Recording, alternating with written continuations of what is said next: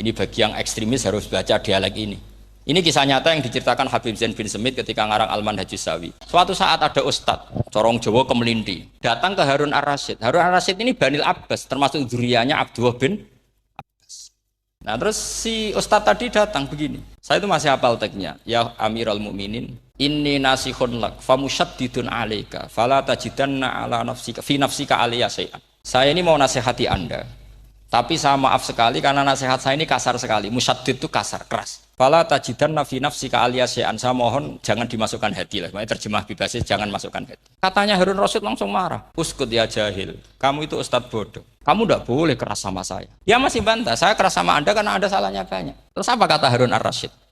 Inna wa ta'ala qad arsala man huwa khairum minka ila man huwa syarrum minni. Wa ma'adzalika qala ta'ala faqula lahu qaulal layyina. Allah mengutus orang yang jelas lebih baik ketimbang kamu, yaitu Musa dan Harun. Musa dengan ustadz ini baik mana? Tidak, sama jawab saja. Baik Nabi Musa kan? Ilaman huwa syarrun minni. Fir'aun dengan Harun Ar-Rasyid buruk mana? Buruk Fir'aun.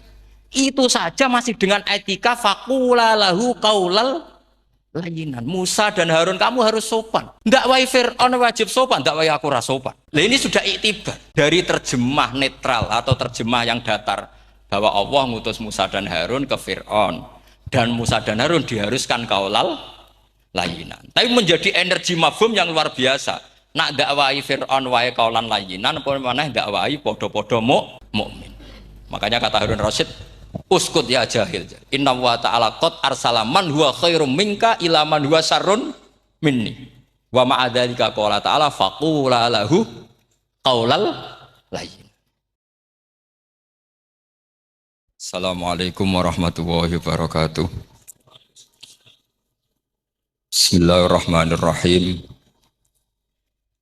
Tabarakalladzi nazzala al-furqana ala 'abdihi liyakuna lil 'alamina nadhira. Allahumma shalli wa sallim ala sayyidina Muhammad wa ala alihi wa sahbihi wa barik wa sallim asma'in. Amma ba'du. Ingkang kula hormati Kyai Haji Abdul Hanan wa ahli baiti, sedanten kanca-kanca santri peminat ilmu tafsir dan ilmu hadis ingkang kula hormati. Berbicara tentang ilmu tafsir, ada beberapa ulama yang menghindari kata tafsir karena makna tafsir itu memaknai atau menduga apa yang dikehendaki Allah. Tentu itu sulit. Satu, bahwa faktanya kita sudah tidak bisa komunikasi dengan Allah karena tidak ada wahyu lagi. Sehingga dari kehati-hatian ini pernah suatu saat Abu Bakar ditanya, ma makna abban fi qaulihi ta'ala wa faqihatan wa abba. Beliau menjawab, saya tidak lagi pantas hidup di atas bumi, di bawah naungan langit, jika saya mengatakan naqulu fil Quran, jika saya harus berpendapat tentang Quran apa yang tidak saya ketahui.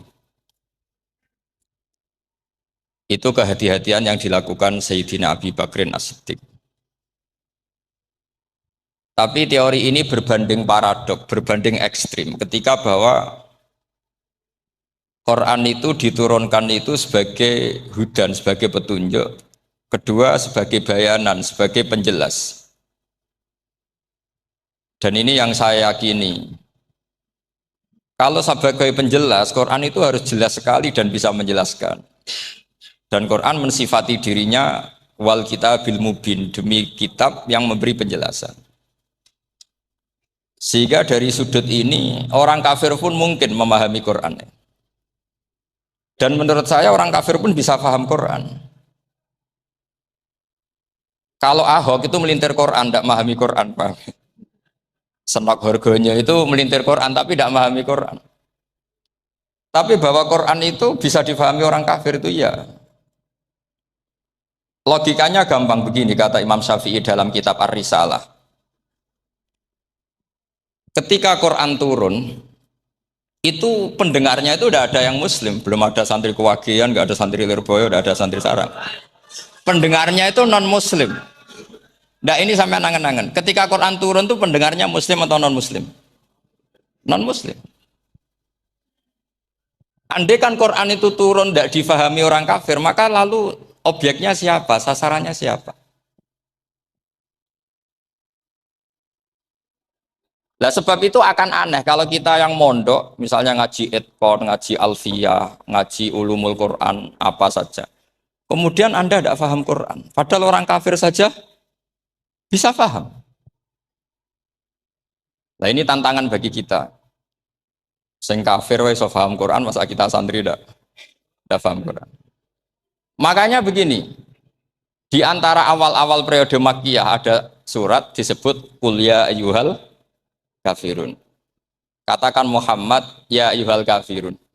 Karena mukhotabnya atau lawan dialeknya Nabi adalah orang-orang apa? Kafir. Mereka paham ketika dijelaskan Quran paham. Dan sebagian mereka menjadi mukmin karena paham. Itu termasuk isi makalah yang saya utarakan di sini. Mereka tanya, ya Muhammad, siflana robbak, amin dahabin, amin nuhasin, amin hajarin.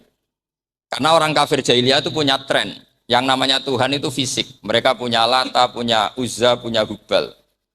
Sehingga kalau Tuhan-Tuhan kita ini dari batu Muhammad, katanya Anda punya Tuhan yang berbeda. Lalu Tuhan Anda ini dari emas atau dari perak.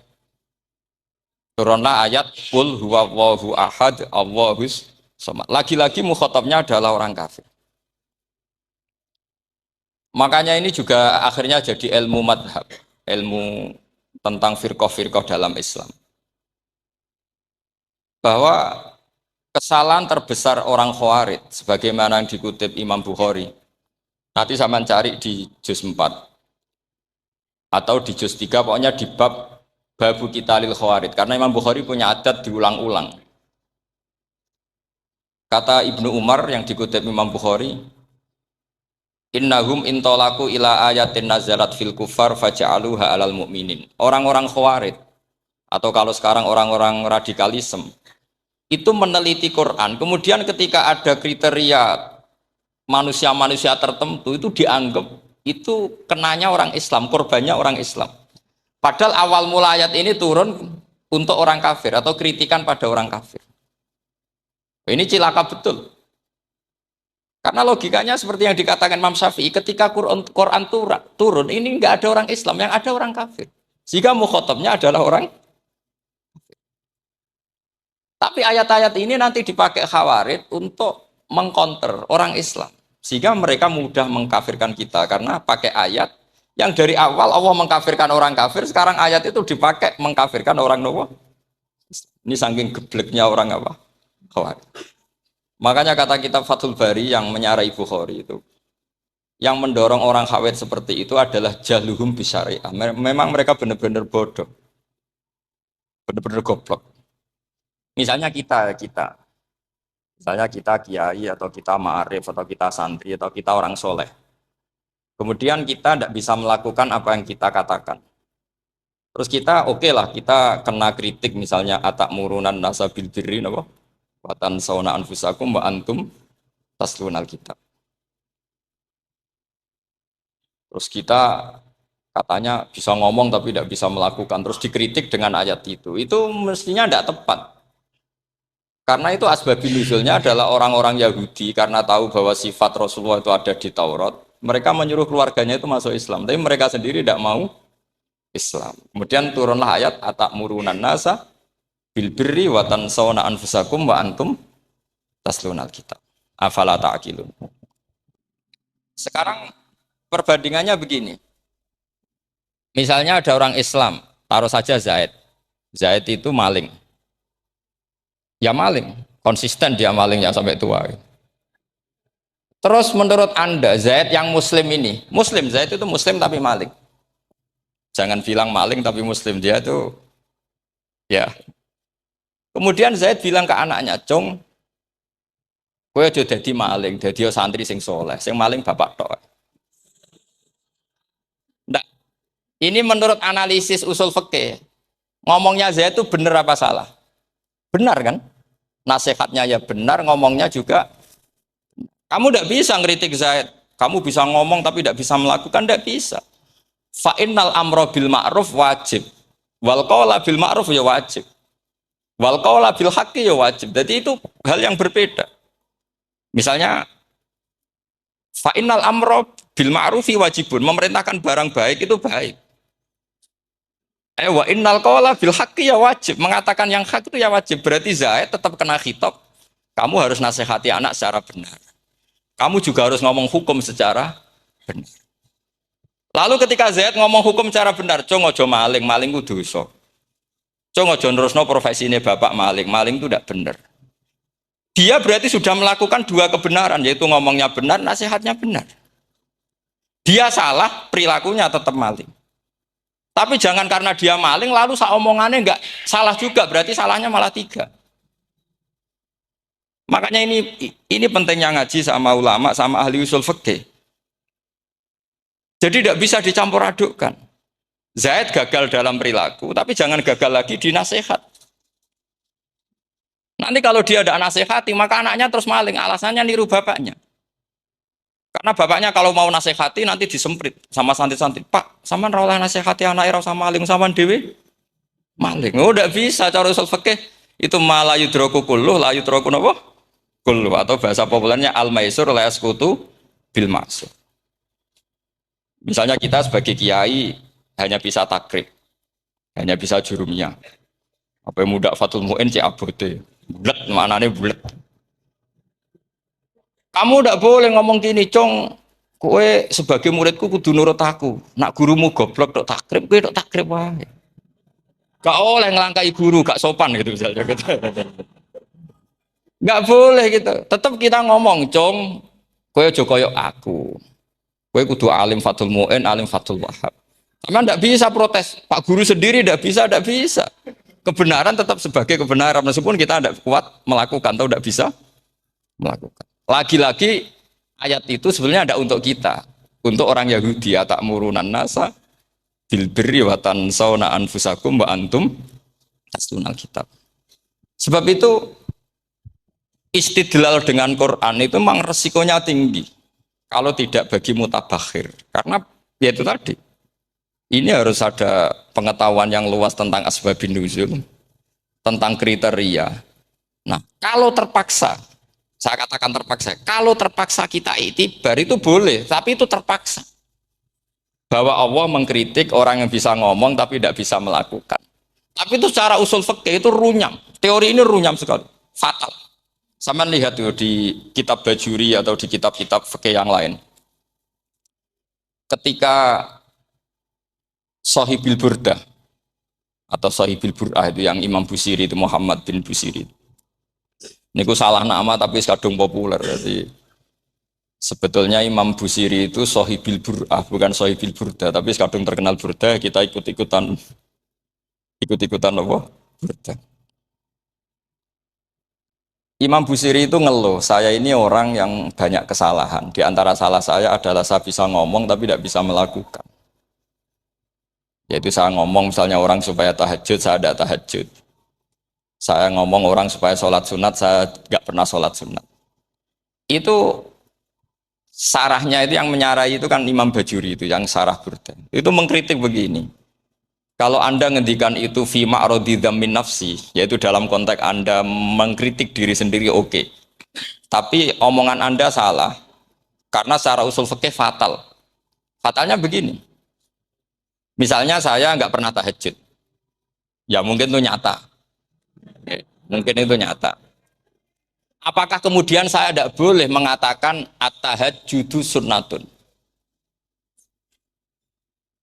Apa saya diwajibkan diam hanya karena saya tidak pernah tahajud, terus saya seorang kiai yang haram mengatakan at-tahajjud sunnat? Saya harus tetap mengatakan kalau tahajud itu sunnat. Saya kalau punya santri terus saya bilang, Jong, napas nganggur yo tahajud. Tahajud itu sunat. Karena mengatakan kebaikan pasti bagian dari kebaikan itu sendiri. Makanya kata Imam Bajuri, fakih fayakunul amru bil ma'rufi mazmuman. Bagaimana mungkin sesuatu yang jelas baik karena memerintahkan kebaikan mazmuman menjadi sesuatu yang tercela hanya karena yang mengatakan tidak melakukan. Fa innal fi'la ya amrun wal hukmu ya amrun akhar. Itu beda. Jangan karena Anda tidak minum teh karena diabetes. Terus Anda kalau ada tamu tidak disuguhi teh. Karena saya sendiri tidak minum teh. Wah ya repot kalau gitu. Itu lagi-lagi tadi orang Khawarij salah ketika mengartikan ayat yang harusnya objek kritiknya itu orang kafir, kemudian karena Quran lama sekali dibaca orang Islam sampai orang itu lupa kalau Quran awalnya turun diantaranya adalah membenahi akidahnya orang kafir sehingga korbannya orang Islam. Itu mirip seperti cerita kita ya, santri-santri itu kalau punya musuh itu baca Hizib Nasor. Dulu pengarang Hizib Nasor itu musuhnya orang fasik sehingga dihizib. Santri ora duwe musuh wong fasik, duwene kancane dhewe. Akhirnya kancane yang kena hizib. Nah ini penting saya aturkan ya, sama seperti itu. Lama sekali Quran itu hanya dibaca orang Islam dan komunitasnya Muslim. Sehingga seakan-akan semua kritikan Quran itu pada orang nopo Islam. Padahal jelas Quran ada kul ya ayyuhal kafir. Jelas mukhatabnya orang kafir. Sadaqata lakum dinukum waliyadin. Nah ini penting kalau aturakan. Makanya kalau melihat itu, Quran jelas bisa difahami orang kafir. Bahkan banyak orang kafir yang menjadi muslim karena faham maknanya apa? Faham maknanya Quran. Itu jelas sekali. Itu masyhur sekali dialeknya Nabi dengan Walid bin Mughirah, dengan Utbah, dengan banyak sekali termasuk dengan Abu Jahal, dengan Abu Lahab. Bahkan orang-orang kafir Quraisy itu menyewa namanya Musailamah Al-Kadzab. Kalau di sini umumnya baca Musailamah apa Musailimah? Trennya di sini.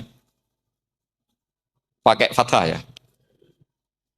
Oh, itu entah ya, nggak tahu saya yang masalah yang mana itu kan, karena memang kalau dalam ilmu riwayat itu sekali salah baca itu kasus betul kayak Sa'id bin Musayyab atau Sa'id bin Musayyib itu ketika beliau sugeng itu kalau dipanggil Sa'id bin Musayyab itu marah besar karena maknanya Sa'id al-Musayyab itu yang ditawan, makanya beliau bilang sayyabatni Irak wa anal Musayyib. Orang Irak mengatakan saya ini ditawan, sebenarnya saya yang menawan mereka. Tapi al-masyhur itu dibaca Sa'id bin Musayyab. Padahal dia tidak mau dipanggil Sa'id bin Musayyab, Sa'id bin Musayyab. Karena nama ini penting. Pentingnya begini. Ini kata Rasulullah kalau sedang guyon, kata Nabi, mbok kamu itu sekali-kali mikir, kenapa saya ini diberi nama Allah Muhammad? Ini hadis sahih di Bukhari ada di Kitabul Adab. Banyaklah teks ini. Kenapa ya Rasulullah? Allah itu senang bingung wong kafir kata Rasulullah. Karena Abu Jahal kalau manggil saya jadi bingung. Itu kalau orang Arab kan pasti tahu maknanya. Muhammad maknanya orang yang terpuji. Sehingga kalau Abu Lahab ngomong itu jadi paradok. Hei orang yang terpuji, kamu bohong. Kan jadi aneh. Ya Muhammad kadzabta. Hei Muhammad kamu bohong. Kalau diterjemahkan hei orang terpuji, kamu bohong. Itu akhirnya sahabat tertawa-tawa. Karena cek pinter deh pangeran milih nama kamu ya Rasulullah. Karena ini bingungkan musuh. Gitu. Makanya kalau kamu udah anak kiai, itu anak kamu panggil namakan saja Agus. Pasti satu pondok manggil Gus semua. Itu aman. Itu. Oh itu mbok yang nggak seneng tetap panggil Gus. Karena kalau untuk Gus putra kiai kan butuh di bapak kiai kan bapak ayus kadung rakyat itu kan itu ada triknya yaitu anaknya dinamain Agus. Nah itu Rasulullah itu sudah dipilih sedemikian rupa oleh Allah, perilakunya benar, ahwalnya benar, sak namanya juga benar. Sehingga ketika Abu Jahal Abu Lahab tahu bahwa nama Muhammad ini problem karena ini madah. Madah itu memuji. Sehingga mereka kalau mencari Muhammad itu bilang ainal mazmum, mana orang yang tercela. Terus orang-orang Quraisy tidak paham, kamu nyari siapa? Akhirnya mereka bilang, ana atlubu Muhammad dan saya cari Muhammad. Akhirnya bilang Muhammad lagi. Nah, itu. Nah, Quran juga main di ranah nama. Sehingga Abu Jahal itu namanya kan Abul Hakam. Orang Islam dari awal memanggil Abu Jahal. Karena kalau sampai kita manggil Abul Hakam, kita akan mengalami paradok, ya Abul Hakam, hei bapak dari semua kebijakan, kamu begini kan kacau. Makanya itu dari sini orang nggak boleh salah apa? Salah nama. Ini penting kalau aturakan karena kadang menganalisis Quran itu satu bilisanin Arabi mubin, kata Imam Syafi'i, wa innahu latanzilu rabbil alamin nazala bihir rohul amin ala qalbika litakuna minal mudhirin bilisanin Arabi mubin. Di antara, kata Imam Syafi'i ini, di antara aturan pokok memahami Quran adalah dia malian bil Arabiyah. Dia sangat-sangat menguasai bahasa Arab. Itu masyhur dalam dialog Imam Syafi'i ini. Saman kalau ngaji takrib atau Fathul Mu'in, syarat sahnya tayamum lil musafir itu apa? Tolabul ma. Mencari apa? Sampai kalau di takrib dicontohkan. Kalau di tempat atas nyari ke bawah, kalau ke bawah nyari ke atas. Imam Syafi'i ditanya, kaifa taqulu bi syartit tolab?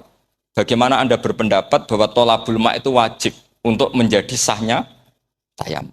Imam Syafi'i faqara'a falam tajidu ma'an. Kamu pergi, kemudian falam tajidu ma'an, kamu tidak menemukan air. Terus Imam Syafi'i mengatakan, la yuqalu liman lam yatlub lam yajid, wa innama yuqalu lam ya'rif. Orang yang nggak pernah mencari itu tidak bisa dikatakan lam yajid, tidak menemukan. Kalau belum mencari namanya tidak tahu. Padahal Quran bilang kamu pergi, kemudian kamu tidak menemukan air. Tidak menemukan itu berarti harus mencari dulu, baru dikatakan lam yajid, tidak menemukan. Kalau tidak pernah mencari namanya tidak tahu. Hanya gitu tok itu jadi ilmu bahwa tolabul ma itu wajib karena Allah mengatakan falam tajidu ma la yuqalu liman lam yatlub lam yajid wa innama yuqalu lam ya'rif. Orang dikatakan tidak menemukan berarti setelah mencari kemudian kesimpulannya tidak menemukan. Kalau belum mencari namanya apa? Tidak tahu. Nah, dari sini Imam Syafi'i istidlal wajib tolabul. Ini namanya malian bil Arabiyah. Dia menguasai bahasa Arab. Begitu juga ulama-ulama sufi. Itu ada cerita Aba Yazid Al-Bustami itu ada muridnya baca ayat wasiqal ladzina taqaw rabbahum ilal jannati zumara. Orang-orang takwa itu digiring menuju surga. Itu dia nangis. Muridnya kaget, ini guru saya tidak benar, ini ada cerita surga, tapi dia malah nangis, karena ayatnya itu digiring. Terus kata Abu Yazid, mereka itu di mana saja, masa ke surga aja butuh digiring? Ke surga itu kan nikmat, ngapain butuh digiring? Saya tidak mau, kata dia. Abu Yazid itu nggak mau digiring ke surga, itu nggak mau. Muridnya kan tambah kaget, memangnya mau neraka kan gitu pikirannya itu. Ternyata beliau jawabnya sederhana. Saya pas itu sudah dekat sama Allah sehingga tidak perlu digiring. Menurut saya sudah panitia kiamat pas itu jadi nggak perlu digiring. Nah ini nanti penting jadi satu aturan ilmu ulumul Quran. Saya di rumah itu istiqomah ngajar Qawaidul Asasiyahnya Said Muhammad yang dulu ditulis abahnya Zubdatul Itqan oleh Said Alawi. Kemudian Zubdatul Itqan itu tentu dari kitab Itqan. Terus Said Alawi dulu ngarang kitab Faidul Khobir, sarahnya Faidul Khobir sama Sayyid Muhsin Al-Musawab. Dulu dari Padang, tapi hidupnya di Mekah. Saya dulu talaki sama Mbah Mun. Itu ternyata ada ayatnya. Innal muttaqina fi jannati wa nahar fi maq'adi sidqin 'inda malikim muqtadir. Sekarang sampean saya tanya. Menurut Anda semua orang kena hisab enggak? Tidak sama jawab saja. Menurut Anda ketika di mahsyar semua orang kena hisab apa enggak? Pasti kita menjawab iya. Tapi kata Said Muhammad itu keliru. Enggak kebayang orang seperti Nabi kena hisab. Pasti yang kena hisab itu orang-orang yang enggak jelas. Nah, misalnya Nabi jelas baiknya, harusnya ya langsung enggak kena hisab. Karena enggak mungkin seorang saksi kok diaudit, enggak mungkin.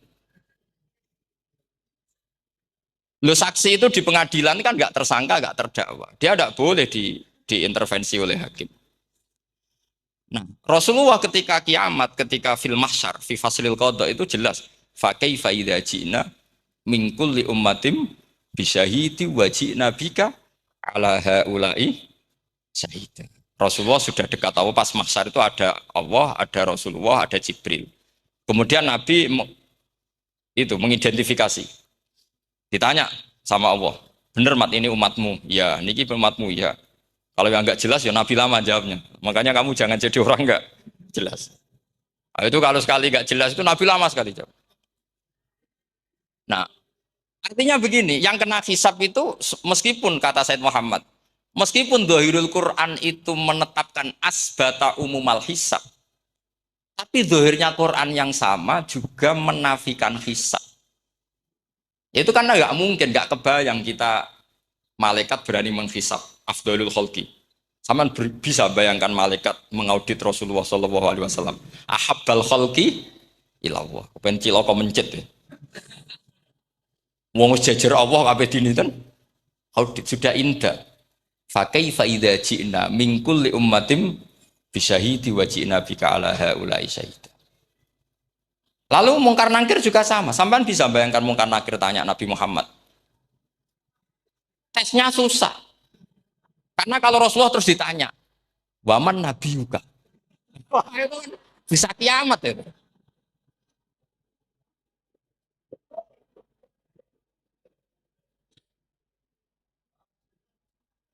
Paham ya? Makanya kata Sayyid Muhammad, ini kan teman-teman tanya, biar caranya alim tafsirnya saja, sarannya satu hafal Quran, dua hafal Sahih Muslim, tiga semua orang sudah mati, tinggal kamu yang alim. Wah itu mesti aman itu. Nah kalau sampean tanya saya, apa buktinya Gus kalau orang tertentu tidak kena hisab? Ya buktinya tadi misalnya innalladzina qalu rabbuna Allahu tsummas taqamu tatanazzalu alaihimul malaikatu alla takhafu wala tahzanu wa absyiru. Mungkar nakir adalah malaikat penakut, membawa ketakutan. Sementara para wali ini jelas malaikat kena konstitusi. Malaikat harus mengatakan ke para wali alla takhafu wala tahzanu. Padahal Nabi tentu Sayyidul Auli. Para wali saja malaikat kena aturan kamu harus bilang alla takhafu wala tahzanu wa absyiru. Para wali kamu jangan susah, jangan gentar, kamu harus gembira. Kamu bisa bayangkan misalnya mungkar nakir bawa godok atau orang kalau dipukul ajul sak walang-walang. Kemudian kamu bayangkan si Abdul Qadir ngalami itu, Abdul Hasan Asyadali ngalami itu, Abu Yazid Al-Bustami.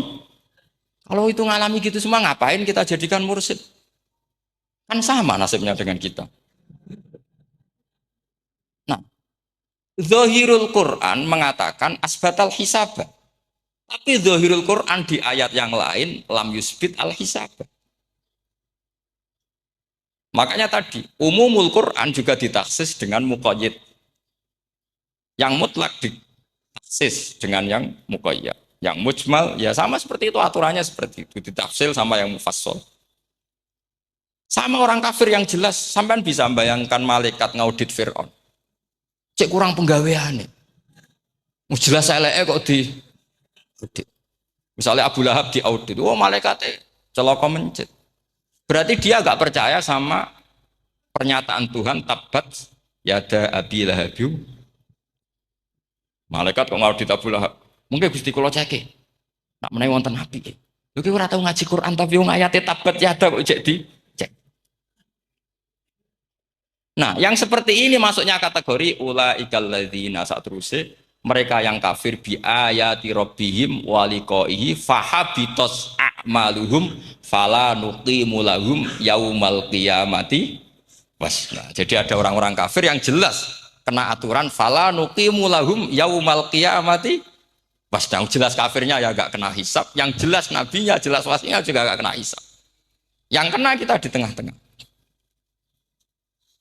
Tapi ilmu itu ikut mainstream karena semua orang bilang ada hisab ya kita ikut-ikutan bilang, ya sudah gitu saja. Tapi kalau aslinya ya rapati percaya. Umumnya uang gerono mati ditalkin ya kita melok-melokan nalkin. Tapi kalau kadang ya gak kebayang. Iya nak wali-wali ditalkin. Makanya ada di dunia wali itu ada cerita Rabi'ah Adawiyah itu termasuk keramat beliau itu. Kalau Imam Sibawi kan dalam cerita wali kan ditanya marbuka ngapunten niku man mausul napa istifham. Wah itu malaikatnya ndak pernah khataman alfiyah kan repot. Kalau Rabi Adawiyah lebih parah lagi itu beliau tuh nangis sekeras-kerasnya. Nangis terisak-isak, dia tersiksa. Ya Allah, engkau itu zat yang paling saya kenali. Dan harusnya semua makhluk itu kenal engkau. Tapi ini hamba engkau tanya, engkau itu siapa? Itu kan, ini orang aneh kata gitu. Karena Allah itu adharud dzahir. Kata sampai Imam Sibawayh silakan a'raful ma'arif. Jadi wong ora ora wis geblek tenan dari Imam Sibawayh. Imam Sibawayh kan atas nama dia pakar nahwu pertama mengatakan domir paling makrifat di antara 6 isim makrifat paling makrifat itu domir. Tapi meskipun gitu a'raful ma'arif Allah. Yang paling makrifat dari sekian isim makrifat itu Allah. Artinya satu nama yang orang harus kenal semua. Makanya di antara keramat beliau ketika ditanya, wong kok ora tau ngaji fikih men ngaji nahwu wae. Gak tahu dia ngaji carane sesuci, carane iddah to gak tahu ngaji nahwu. Terus dia tanya, "Bima fa'ala rabbuka?" Lalu Allah memperlakukan kamu gimana? Terus kata Imam Sibawayh, "Ghafaroli." Allah mengampuni saya karena saya orang yang mengatakan Allahu a'raful. Ini penting kalau aturakan. Jadi makanya kalau sampean tanya caranya ilmu alim gimana? Ya satu tadi, kalau sampean masih banyak orang hidup, syaratnya kamu harus hafal Quran, hafal hadis, hafal sekian ribu hadis, hafal sekian ulumul Quran. Itu kalau masih banyak orang hidup. Kalau sudah kamu sendiri hidup, ya sudah. Pokoknya isokulhu ya salim sendiri kan nggak ada saingannya. Makanya kata Said Muhammad, beliau mengatakan, kita meyakini umumal hisab ya berdasar dzahiril Quran, kita menafikan umumal hisab bahwa hisab hanya yahtassul liqaumin duna qaumin juga berdasar dzahiril Quran. Kita percaya semua mayat ditanya mungkar nangkir ya berdasar dzahiril ahadis. Kita tidak mengumumkan teks ini juga berdasar dzahiril ahadis. Karena malaikat mungkar nangkir juga malaikat. Berarti dia kena aturan kalau ketemu para wali Allah takhafu wala. Paham sih belum maksud? Ini penting kalau aturakan. Jadi makanya aspek ya. Sampai bisa memulai kalau ingin jadi orang alim tafsir bisa mulai dari yang mudah saja, yang fikih saja. Makanya kata Imam Ghazali, kenapa Mu'tazilah jadi segoblok itu? Karena dia tertipu oleh umumatul Quran, oleh teks-teks umum. Dia tidak tahu mukhasisnya. Padahal setiap ayat umum itu pasti ada mukhassis. Misalnya begini ya, kalau kamu maknanya fikih saja, contoh yang paling mudah familiar itu fikih ya. Misalnya kita ngaji Quran, wal mutallaqatu yatarabbasna bi anfusihinna salasata quru. Kalau orang dicerai, itu iddahnya itu 3 kali masa nopo suci. Apakah aturan iddah seperti ini hal hadhil iddah amatun likulli mutallaqatin am li mutallaqatin makhsusah? Apa ini semua mutallaqah iddahnya pasti salah satu quru apa orang tertentu? Ya enggak, asal dia mutallaqah pasti iddahnya salah satu quru. Anda goblok, Anda salah besar. Kalau misalnya yang dicerai adalah orang hamil, iddahnya apa? Salah satu quru apa watil hamli? Watil hamli. Kita butuh ayat lain, wa ulatul ahmali ajaluhunna ayyadna hamlahu. Sama seperti kita ngaji walladzina tawaffawna minkum wa yadharuna azwaja yatarabbasna bi anfusina arba'ata asyhurib wa asyra. Asal wanita ditinggal mati suaminya, maka iddahnya 4 bulan 10. Apa semuanya demikian? Enggak. Misalnya orang hamil iddahnya biwatil. Artinya kalau Anda tertipu umumatil Quran berarti Anda sama dengan menghukumi orang ditolak semua iddahnya salah satu.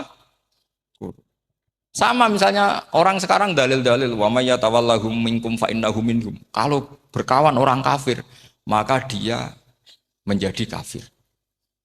Bukan fatal. Semua nabi ya berkawan orang kafir. Karena dakwahnya memang sama orang kafir. Loh coba, andai kan sampean hafal Quran, itu sama teori itu tuh mungkin menyedihkan. Coba istilahnya Quran. Wazkur akho'at. Wa ila adin akhawum hudan. Wa ila samuda akhawum. Nah, terus semua umatnya yang kafir disebut akhawum. Akhaw itu artinya apa?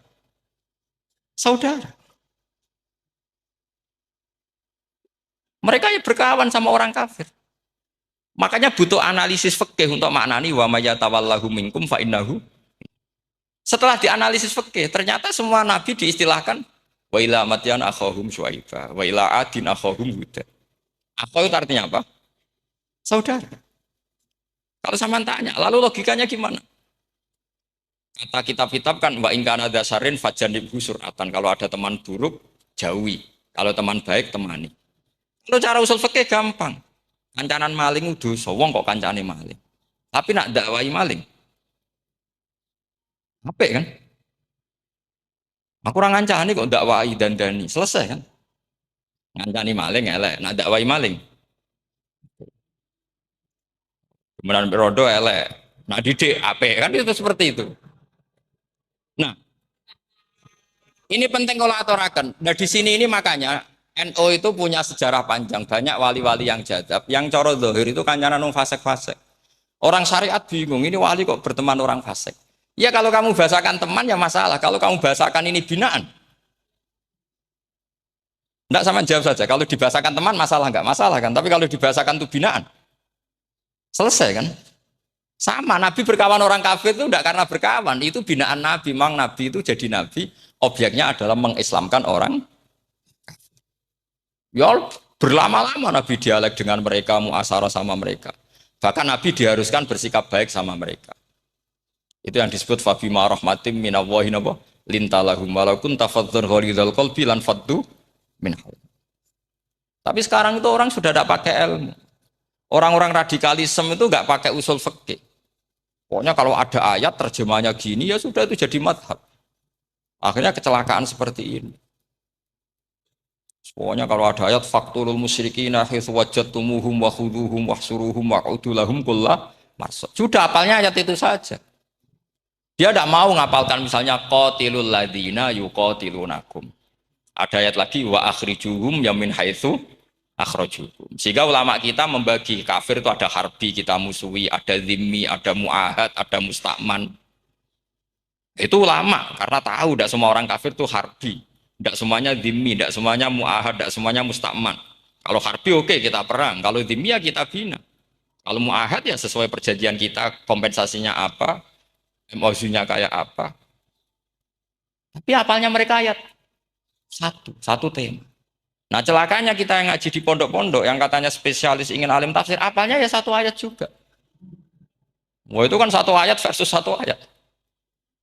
Itu ngeri. Makanya kalau sama tanya saya, ini katanya di acara ini sama tanya, gimana caranya jadi ahli tafsir? Saya jawab gampang. Caranya itu hafal Quran, hafal hadis, terus hafal ulumul Quran.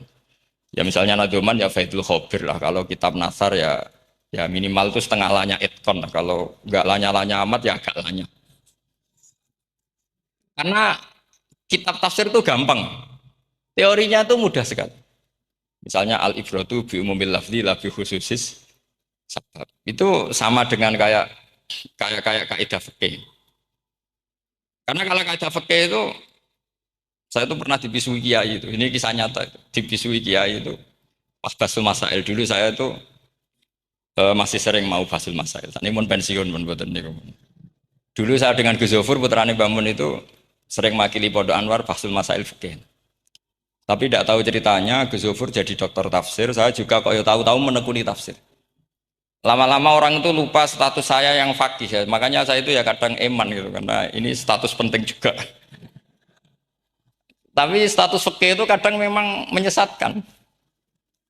Karena begini, itu dulu pernah ada basul masail itu begini. Ini kisah nyata ini. Ada desainer baju putri untuk putri, anak putri. Kemudian desainer itu menciptakan satu celana pendek atau celana seperempat. Dengan desain ini pasti kalau dipakai itu auratnya itu kelihatan. Bagaimana hukumnya desainer ini? Apa termasuk mimman sarro'a as-sayyi'ata? Karena terjadi kasfil aurat. Apa enggak? Rata-rata kalau kiai yang khusuk-khusuk, yang sepuh-sepuh, desainer itu so. Gara-gara tren pakaian ini mau itu buka aurat. Tapi kiai-kiai alim yang muda-muda, entah saking belingnya, entah saking pinternya, enggak tahu. Bilang begini, Pak Yai, yang didesain apa? Ya celana itu. Lalu celana itu fungsinya nutupi apa buka aurat? Ya nutupi. Lu kan lumayan urun nutupi.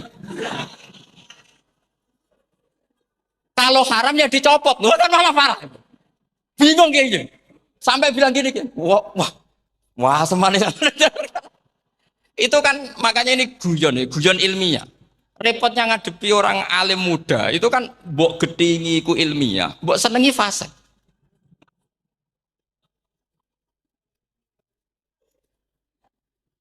Ketika kiai yang khusyuk tadi tak cana, kalau desainer katok seprapat,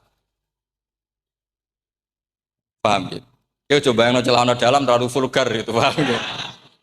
Enggak rok saja lah, rok mini misalnya, rok selutut. Saman jangan ngeres ya, yang rok selutut misalnya. Rok selutut itu desainernya kena hukum haram enggak? Saman jawab saja. Oh haram dari kiai sepuh karena dengan desain itu misalnya lututnya kelihatan. Tapi pertanyaannya kiai muda saya masih ingat betul, saya tanya. Lalu fungsi pakaian itu apa Pak Yai? Fungsi itu kan tetap nutupi sebagian awal. Kalau Anda haramkan, barang haram itu harus dihilangkan. Ayo. Sampai kiai itu setelah acara itu manggil saya. Gus, kalau ngakoni jenengan alim tapi itu podo repoti. Podo repoti. Nah dalam itu kan terus itu ada perumusan di redaksi keputusan keputusan yang dijual itu yang masail fikihnya kan terus diputuskan dibukukan. Kalau redaksinya halal, Gus nanti orang pakai rok semua. Dan saya balik bantah, kalau redaksinya haram, orang nggak pakai rok. Akhirnya itu apa? Kebijakannya lucu. Buat Gus, pertanyaan itu buat saja jawabannya. Oh, okay. Jadi kita debat tidak jadi.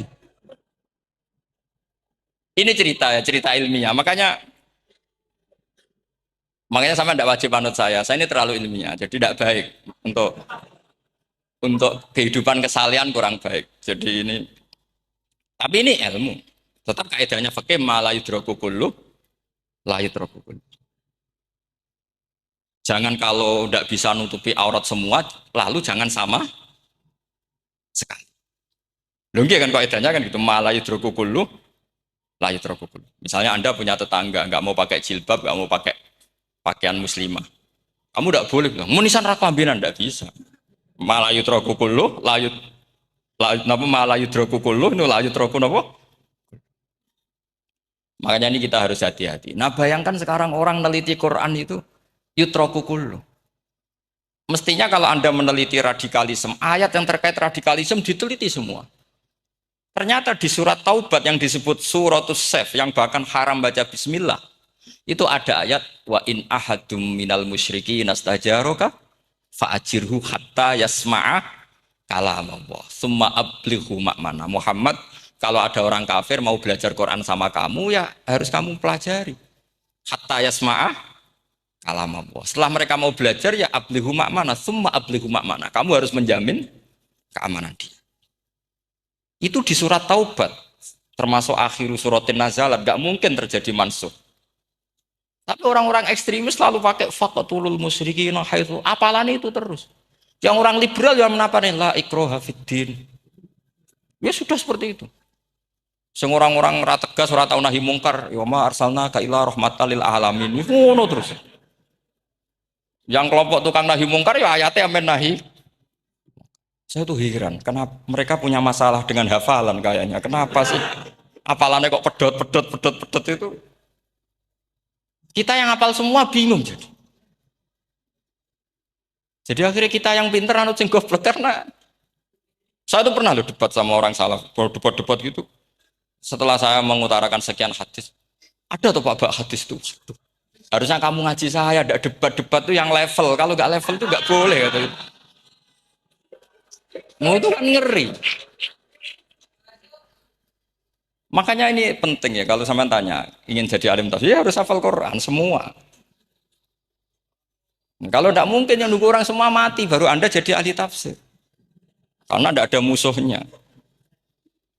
Tapi saya pastikan orang kafir pun bisa memahami Quran. Yaitu tadi hatta yasma'ah kalam Allah. Sayyidina Umar itu masuk Islam itu gara-gara dengar adiknya baca Toha. Ma anzalna alikal Qur'ana litashqa illa tadhkiratal liman yakhsha tanzilam mimman khalaqal arda was samawati ula ar-rahmanu alal arsis tawa. Itu dia ma huwa bikalamil basar. Tidak mungkin seperti ini karangan manusia itu tidak mungkin. Akhirnya dia Islam. Banyak orang Islam karena diperdengarkan Quran. Karena memang notnya sudah unik, makna kualitasnya juga sudah unik. Semuanya itu unik, indah. Sampai sekarang pun orang kafir itu orang paling tahu Quran. Makanya Allah mensifati orang kafir itu hasadam min indi anfusihim mim ba'di ma tabayyana lahumul haq. Sekarang sama saya tanya, orang sing tabayyana lahumul haq itu orang paham apa orang tidak paham? Mereka orang kafir itu mengingkari Quran padahal mim ba'di ma tabayyana lahumul haq, setelah kebenaran nyata bagi mereka. Nyata bagi mereka artinya orang kafir paham apa tidak paham? Paham. Cuma mereka punya penyakit hasadam min indian. Mereka juga kalau ada ayat tentang ahkam yang memberatkan, mereka bilang, "I'ti bi Qur'anin ghairi hada au badil." Muhammad harusnya jangan tema itu yang diangkat, bu cari Quran yang lain yang enggak tema itu. Mereka sampai memilih tema itu karena paham apa karena tidak paham? Karena paham. Makanya di makalah saya pastikan ngaji tafsir itu gampang karena orang kafir pun bisa. Kalau kasus Ahok itu bukan paham itu melintir, beda. Paham sama melintir itu beda. Itu diterjemah kemenang itu jangan mengangkat kawan orang Islam, bukan mengangkat pemimpin. Ya likanya kalau ngangkat teman saja tidak boleh, apalagi ngangkat pemimpin. Fatal mana berteman sama orang salah sama ngangkat. Saman kancanan maling itu apik nak menawa nang andani. Terus ngangkat, "Hei maling ke pimpinanku." Parah mana? Parah mana? Artinya sama saja ketika diterjemah jangan ngangkat teman, sebetulnya ngangkat pemimpin lebih fatal. Itu kan mafhum awlawiyah, itu kan normal saja. Itu di Quran biasa, misalnya innalladzina ya'kuluna amwalal yatama dzulman. Orang yang makan hartanya anak yatim secara zalim. Kamu bilang, "Gus saya tidak makan kok, sepeda motornya tak gasap, tak jual." Yang diharamkan kan makan. Wah, ya sarap kalau gitu.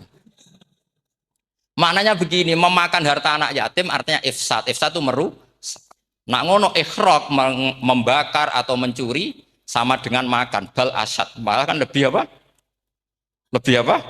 Dasar. Jadi yakuluna di situ tuh ba'dul amsilah, sebagian contoh min wujuhil ifsad atau min wujuhil ihlak. Jangan kok karena ayatnya makan, oh yang haram tuh makan, kalau nyuri gak apa-apa. Wah ya fatal.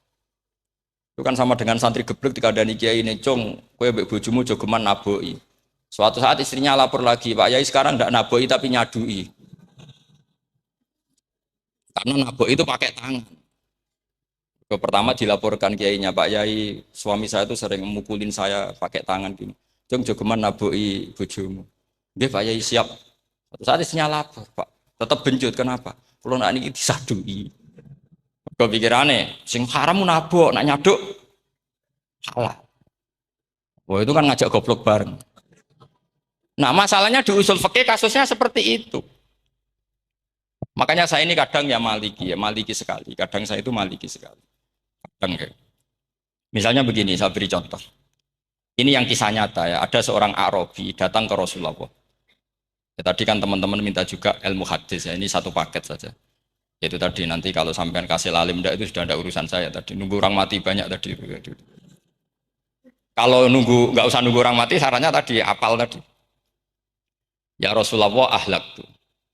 Saya ini orang yang rusak.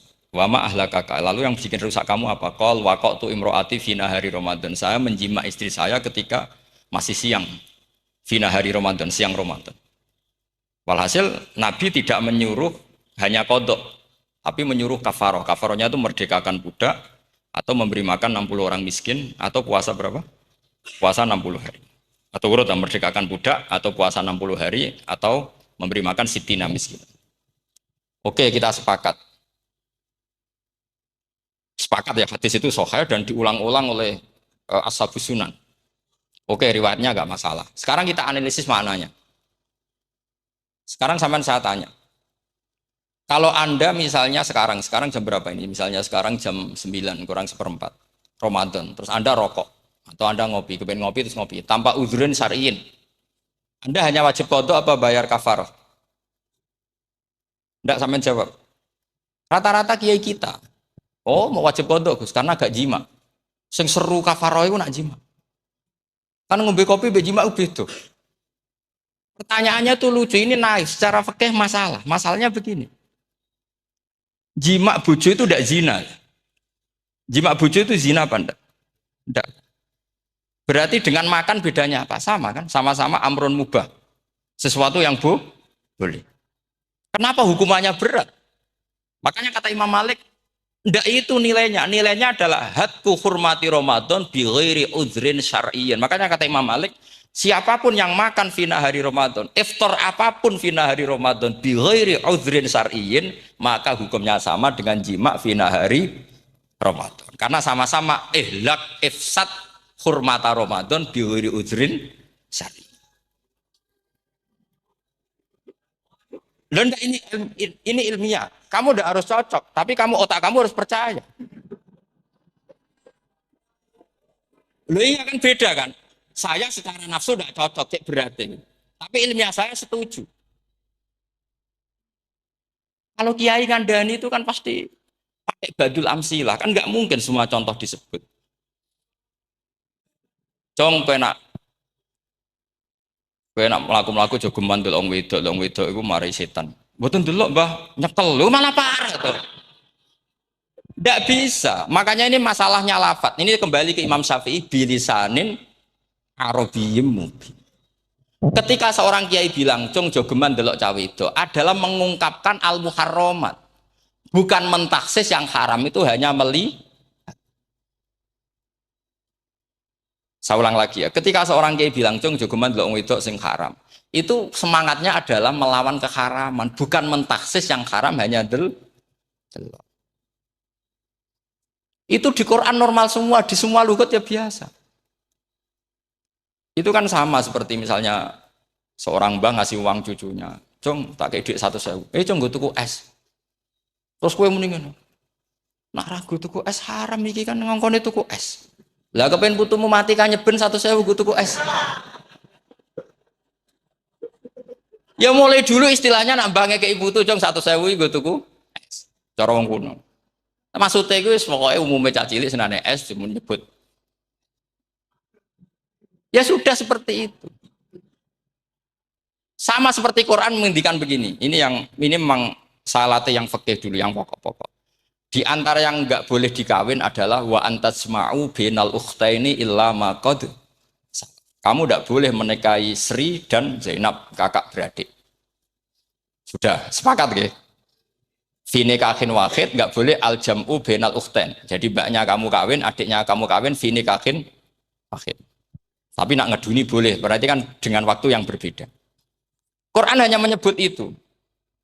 Kemudian Rasulullah zaman Sugeng itu hanya nambahi wala binal mar'ati wa ammatiha, wala binal mar'ati wa kholatiha. Juga enggak boleh menikahi ponaan plus buliknya.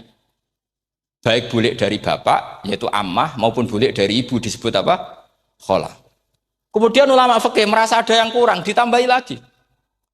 Dua perempuan yang andekan yang satu itu lelaki kok haram nikah, berarti haram jam'u fi nikahin wahid. Misalnya cucu rabibahnya boleh enggak? Enggak boleh kan? Berarti kalau sampai mengumpulkan cucu dan bahnya fi nikahin wahid juga enggak. Tapi orang yang waras itu tidak akan nyalahkan Quran ketika tidak lengkap. Wa antasma'u bainal ukhtain ila ma qad. Ini tidak lengkap. Yang haram kan tidak hanya jam'u bainal ukhtain. Termasuk mengumpulkan cucu dan bahnya. Karena Quran nggak mau dengan logika tidak waras itu tidak mau. Taruh saja orang itu rata-rata bahnya kan umur 70 tahun. Cucunya umur 17 tahun. Kebayang nggak kamu nikahi? Sehingga adik kan boleh bareng, pasti kamu milih bareng. Makanya Quran hanya bakas wa antasma'u final ukhtain, karena yang mungkin masih menggugah selera itu dua. Tapi kalau cucu sama mbahnya itu, kalau ada yang masih selera kan, ya sarap itu. Tapi fikih sebagai kaidah tetap menerangkan, termasuk yang haram jam'u adalah bainal mar'ati wajad dati. Paham juga maksud? Artinya ketika menyebut itu tidak jaminan merangkum semua hukum. Tapi ba'dul amsilah. Fa'innal akila yaktafiya bi isyaratil ba'di. Karena orang kalau punya akal diisyaroi sebagian sudah. Ini penting kalau aturakan. Jadi ini penting. Nah bayangkan sekarang banyak gerakan-gerakan ahli Quran katanya, tapi nggak memahami ilmu usul fikih. Quran ora ono ya wis. Ning Quran ra ono cerita harame asu, nak ngono asu yo halal. Ora ono Qurane. Sing ra ono iku tekem ora Qurane, kok aneh-aneh kowe.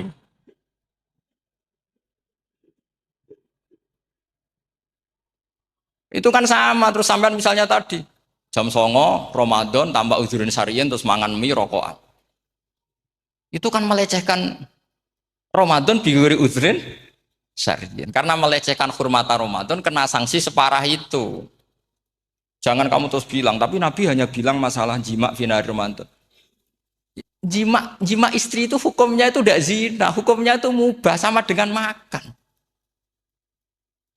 Ini cara madzhab Maliki, tapi kita alhamdulillah madzhab Syafi'i. Ya, itu masalahnya. Berhubung itu menguntungkan sami'na wa ta'na. Nah, itu. Tapi saya sendiri dalam konteks ini, saya itu ya sangat-sangat Syafi'iyah, sangat-sangat Syafi'iyah. Dalam banyak hal sangat-sangat Syafi'iyah. Tapi dalam banyak hal kadang-kadang saya ya Maliki.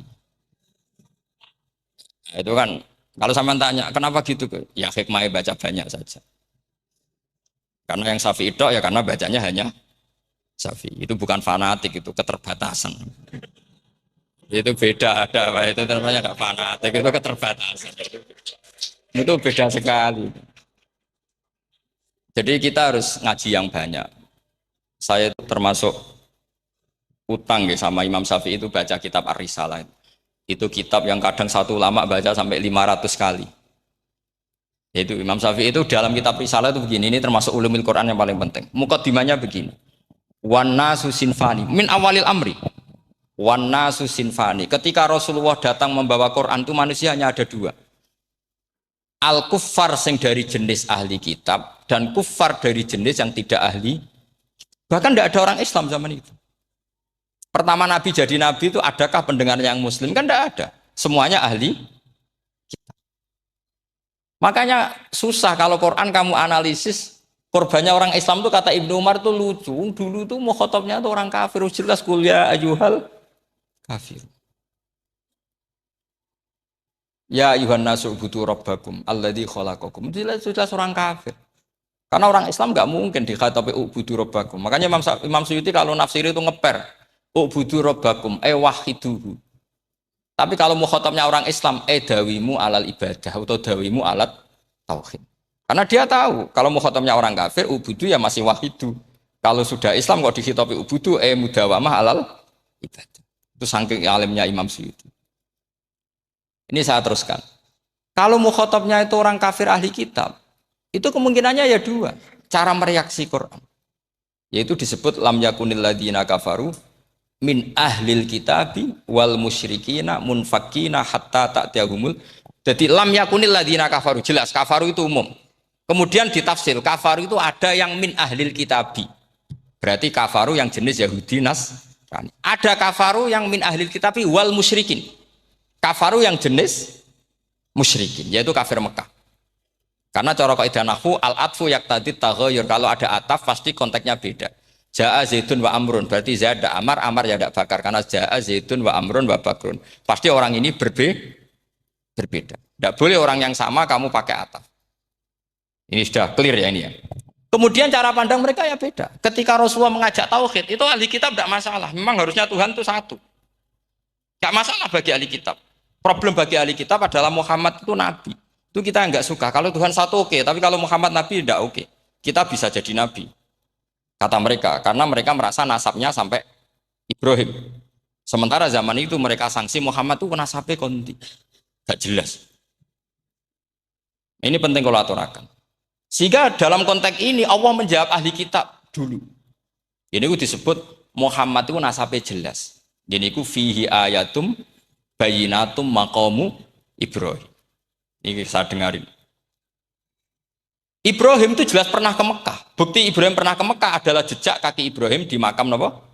Makam mereka artinya buatan kuburan, buatan jejak kaki Ibrahim ketika bangun Ka'bah. Fihi ayatum bayinatum maqamu Ibrahim. Kalau Ibrahim pernah di Mekah artinya beliau pernah nikah di Mekah.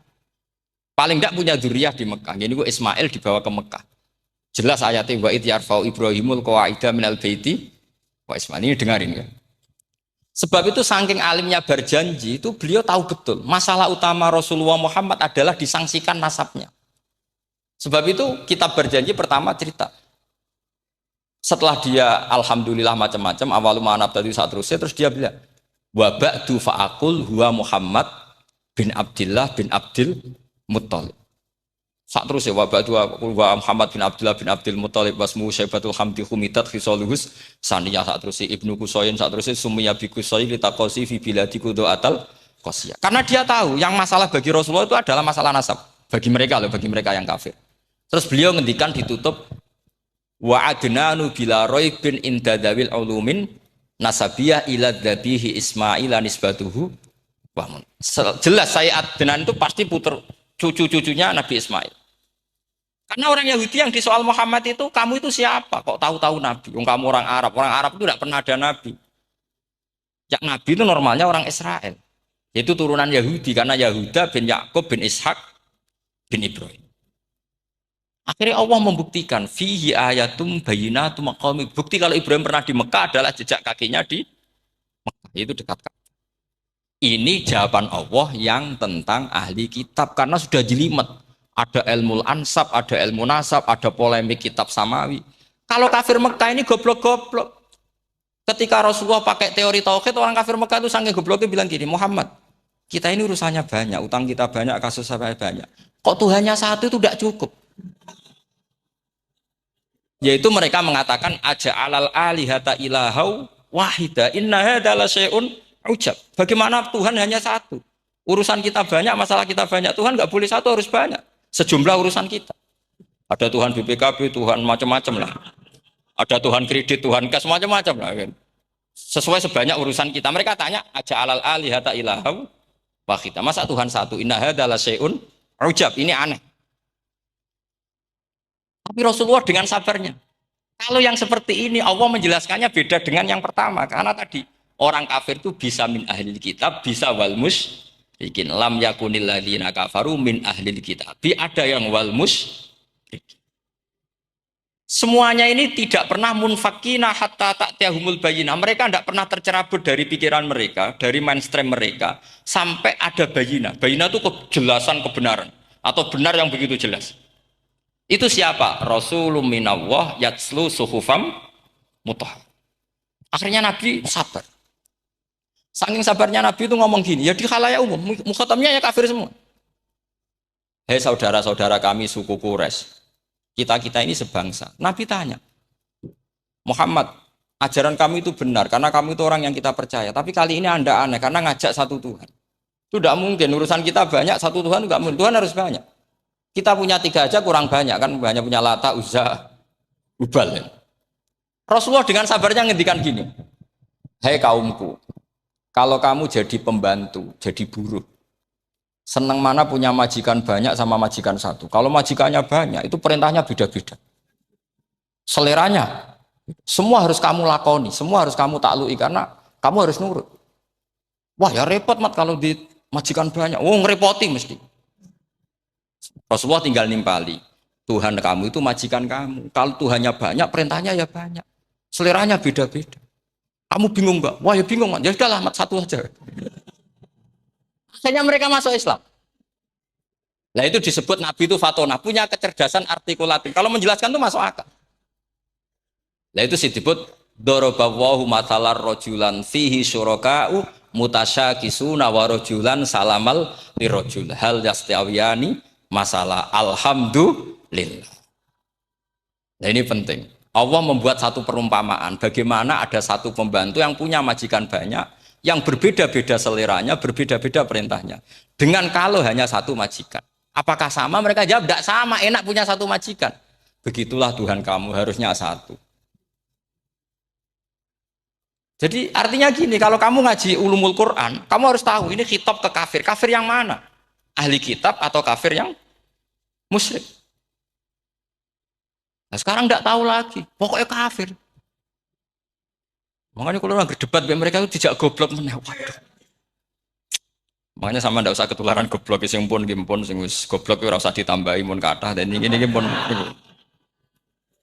Ya karena kita ngaji nahu jelas Qur'annya kan lam yakunil ladzina kafaru itu masih ada min lil bayaniyah atau min lil bayanil jinsi. Kafaru itu sopo siji min ahlil kitab, dua kafaru sing wal musyrikin. Dua-duanya tidak pernah munfakina hatta ta'tiyahumul bayinah. Mereka tidak akan tercerabut dari pikirannya sehingga ada bayinah. Bayinah itu siapa? Rasulun min Allah yatslu sufam. Nah, ketika Nabi menjelaskan asal usul nasabnya bahwa Sayyid Adnan itu ila Ismail, Ismail jelas putra Nabi Ibrahim.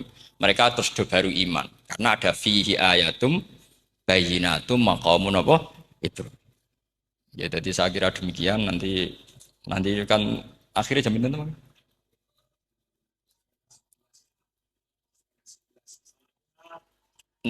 Oh, ini jam pinten istiwa. Nggih terus saya pikir niku nggih.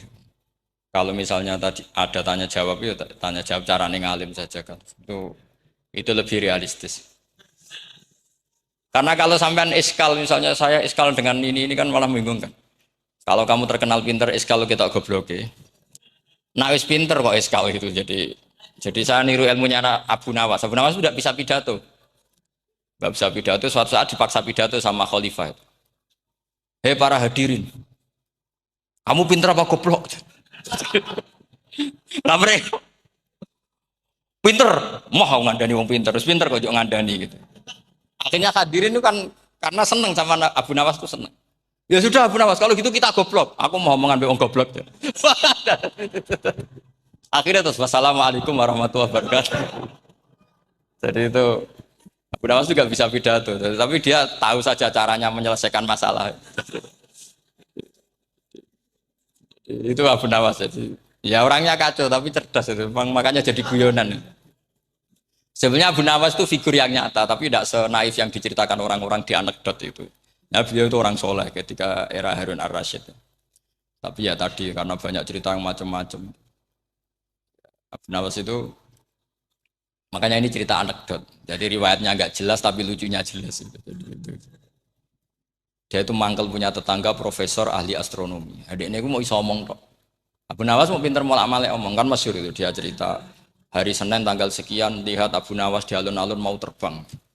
Orang lihat semua itu Abu Nawas itu ya sudah di podium ya hanya gitu-gitu tok. Kok nggak mau terbang-terbang? Ya mau itu ya tidak. Wassalamualaikum warahmatullahi wabarakatuh. Yang bilang Abu Nawas terbang siapa? Abu Nawas mau terbang. Yang namanya mau itu ya tidak.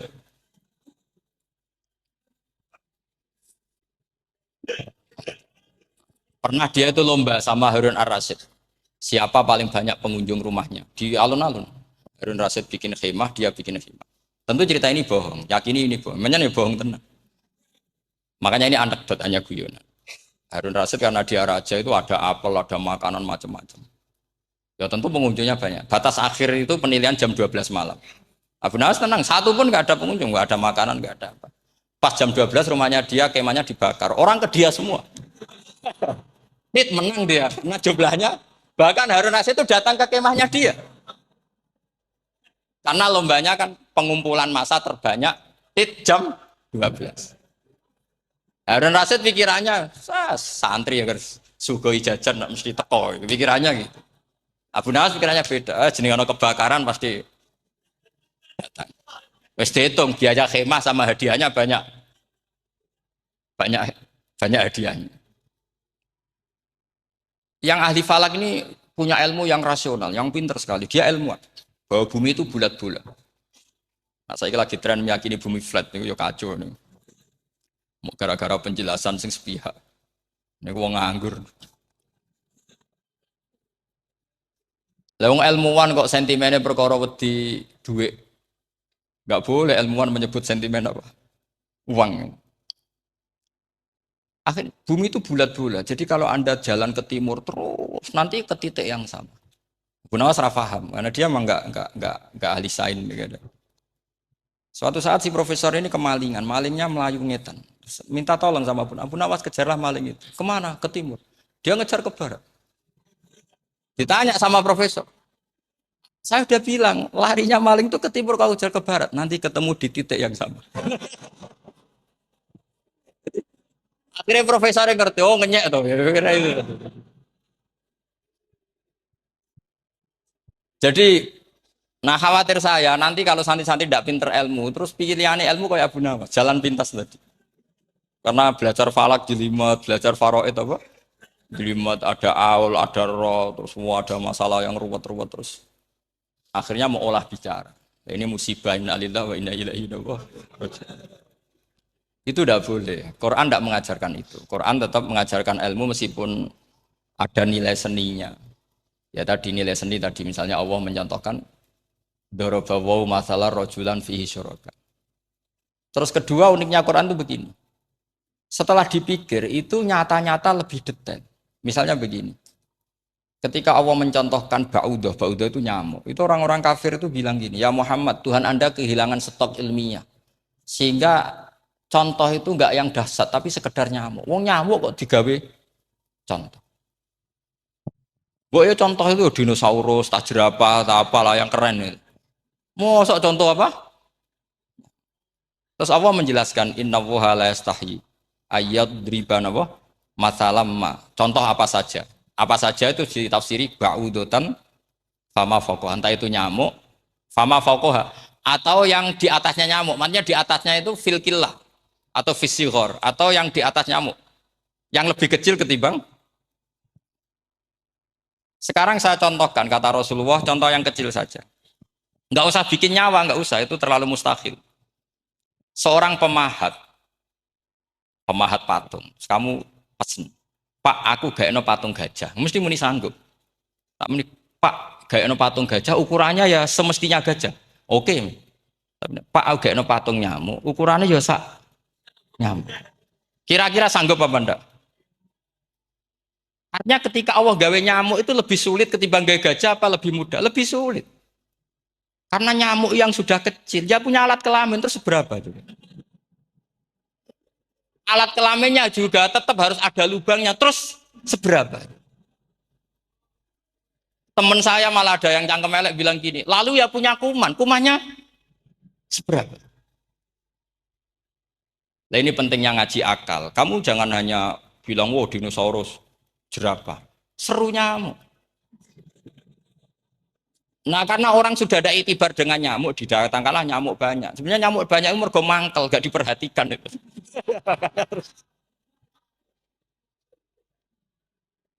Nah ini saya tahadus binemat, istri saya itu sering protes. Istri saya kalau manggil saya Gus karena orang Jawa Timur. Itu sama-sama jagongan itu, saya itu tidak pati sering digigit nyamuk. Ya digigit tidak sesering sampean, itu jelas. Terus saya tanya, "Gus punya doa apa? Kenapa tidak pati begitu digigit nyamuk?" Saya bilang, "Karena saya sudah tahu hikmahnya nyamuk. Jadi harusnya dia sudah tidak nyerang saya," kata saya itu. Makanya ini ijazah, agak mandi salah sampean gitu. Karena tadi logika yang terbangun gitu. Kalau Allah bikin gajah, melubangi belalai gajah itu masih masuk akal. Bahkan saat kita bikin patung masih bisa. Tapi kata tadi nyamuk itu sudah kecil, harus punya usus, harus punya alat kelamin, harus punya telur. Telurnya juga detail lagi. Ini disebut innallaha la yastahyi ayyadriba mathalam ma ba'udah. Sehingga ba'udah di mata ahli tafsir, di mata ulama ini contoh yang luar biasa. Tapi di mata orang-orang yang nggak seneng mikir, kok terima nyamuk itu. Makanya saya minta kangkang di sini bisa makan itu harus syukur. Makan itu luar biasa. Saya itu sering nyontohkan di Jogja. Saya punya teman sakit. Kalau nggak ada obat dari Belanda itu mati. Kalau ini nggak dapat obat bagus dari Belanda atau dari Jerman itu meninggal. Berapa bulan lagi matinya? 3 bulan. Kalau nggak sampai dapat obat mati 3 bulan. Oh masih mandi obat yang di Jogja. Apa itu makan atau minum? Kalau orang nggak minum nggak sampai 3 bulan sudah mati. Boleh orang itu mikir seperti itu. Tapi kita ini kalau obat dari Jerman, dari Belanda itu hebat. Kalau enggak kita mati sebulan lagi, 3 bulan lagi. Allah bikin obat pada kita tiap hari, yaitu kita bisa makan, bisa minum. Itu kalau sekali nggak makan 5 hari bisa mati sama. Tapi kita karena ngakan itu hal yang biasa, nak duit iso utang, terus dianggap biasa. Ini kalau ulama masalah besar. Punya otak seburuk itu masalah besar bagi ulama. Sehingga Allah tidak malu ketika ngendikan kulu wasrobu, tidak malu karena makan ini urgen, sangat penting. Dan Allah tidak malu meskipun Quran itu temanya kelas tinggi, biasa Allah mengatakan jong kowe kulu minta ibadi marusang nakum, kamu makanlah. Karena minum obat itu kebutuhan kita ketika sakit. Tapi kalau makan adalah kebutuhan kita sihatan wasukman, saat sakit maupun saat. Nah, kalau Anda dengan kualitas ini, ketika Allah membicarakan makanan, itu Anda akan respect sama Allah, karena memang ini urgen. Betul. Tapi kalau Anda cara berpikir gini, hanya cari goro ibal ilmu yang aneh, yang seru, kamu baca ayat itu akan menjadi biasa-biasa saja. Dan itu masalah bagi mahabbah Anda pada Al-Quranul Karim. Ya saya kira demikian, terus saya pikir tidak etis ya, kan ini Jumat nanti. Sing biasa itikaf nanti terganggu. Nanti saya ada ke problem. Ya kalau ada tanya jawab ya saya mohon tadi ya. Karena ini zaman akhir, saya memang butuh sekali. Kenapa saya mau datang? Satu, hormat Kiai Hanan. Dua, saya memang ingin banyak mufassir lagi. Jangan hanya lewat baca terjemah kemudian merasa menjadi ahli apa? Quran atau ahli tafsir. Itu musibah besar. Masalah besar. Ya pokoknya saya mohon lah. Ya setidaknya gitu. Misalnya orang kafir. Kamu cari saja orang kafir. Ternyata ada yang harbi, ada yang dhimmi, ada yang mu'ahad, ada yang mustakman. Lalu dalam tarikh ada kafir Yahudi, kafir Nasrani, kafir ahli kitab.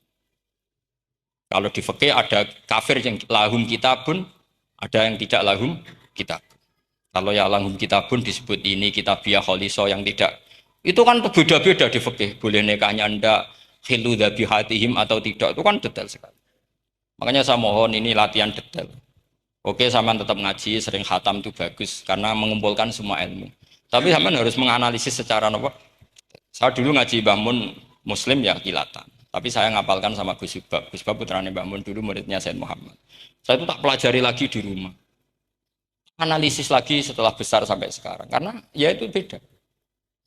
Kita selalu Robbi Zidni apa? Ilmu. Misalnya begini contoh ya, contoh. Kita mungkin tahu maknanya ayat tertentu itu begini. Misalnya begini. Faqula lahu qaulal layyinal la'allahu yatadzakkaru aw yakhsha. Musa dan Harun, jika kamu datang ke Fir'aun, maka kalau ngomong, kalau dakwah itu qaulal layyinan, dengan dakwah yang halus. Nggih, qaulal layyinan. Ini bagi yang ekstremis harus baca dialek ini. Ini kisah nyata yang diceritakan Habib Zain bin Semit ketika ngarang Al-Manhajus Sawi. Juga diulang-ulang di beberapa kitab. Suatu saat ada ustadz, corong Jawa Kemelinti, datang ke Harun Ar-Rasyid. Harun Ar-Rasyid ini Banil Abbas, termasuk zuriyahnya Abdullah bin Abbas. Karena Harun Ar-Rasyid sebagai khalifah tentu salahnya banyak, namanya pejabat pasti salahnya banyak. Meskipun kebaikannya juga banyak, tapi salahnya juga banyak. Kalau kita kan tidak pejabat, salahnya tidak banyak, tapi prestasinya juga tidak banyak. Ya kan misalnya ada tamu Raja Salman katanya hormat tamu wajib, kamu kan tidak bisa hormat. Karena dia juga tidak mau dihormati kita kan. Nah terus si ustadz tadi datang begini. Saya itu masih hafal teksnya. Ya Amirul Mukminin, inni nasihun lak, famusyaddidun alaika, fala tajidanna ala nafsika, fi nafsika aliyya syai'an. Saya ini mau nasihati Anda. Tapi saya maaf sekali karena nasihat saya ini kasar sekali. Musyaddid itu kasar, keras. Fala tajidanna fi nafsika aliyya syai'an. Saya mohon jangan dimasukkan hati lah. Makanya terjemah bebasnya jangan masukkan hati. Katanya Harun Rasyid langsung marah. Uskut ya jahil, kamu itu ustadz bodoh. Kamu tidak boleh keras sama saya. Dia masih bantah, saya keras sama Anda karena ada salahnya banyak. Terus apa kata Harun Ar-Rasyid? Inna wa ta'ala qad arsala man huwa khairum minka ila man huwa syarrum minni. Wa ma'adzalika qala ta'ala faqula lahu qaulal layyinan. Allah mengutus orang yang jelas lebih baik ketimbang kamu, yaitu Musa dan Harun. Musa dengan ustadz ini baik mana? Tidak, sama jawab saja. Baik Nabi Musa kan? Ilaman huwa syarrun minni. Fir'aun dengan Harun Ar-Rasyid buruk mana? Buruk Fir'aun. Itu saja masih dengan etika faqula lahu qaulal layyinan. Musa dan Harun kamu harus sopan.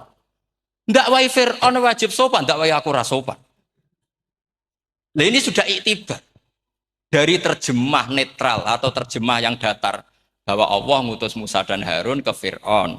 Dan Musa dan Harun diharuskan kaulal layinan. Tapi menjadi energi mafhum yang luar biasa.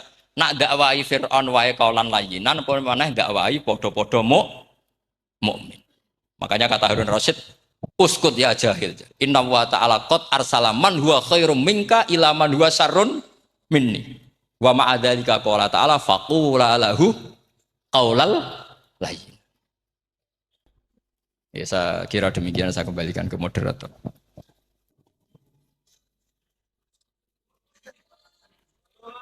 Ya, setengah jam Jumat. Ini nanti Jumat, setengah jam mau. Alhamdulillah, penyampaian materi dari beliau telah selesai. Sangat menarik, gamblang, dan sangat jelas sekali, sehingga mungkin tidak butuh untuk kesimpulan dari moderator. Jadi, dialog ada waktu 30 menit. 30 menit kami buka 2 pertanyaan dulu mungkin. Yang dari depan ada mic, monggo diparingi. Niki Bapak Majroh nih. Satu orang satu pertanyaan Pak G.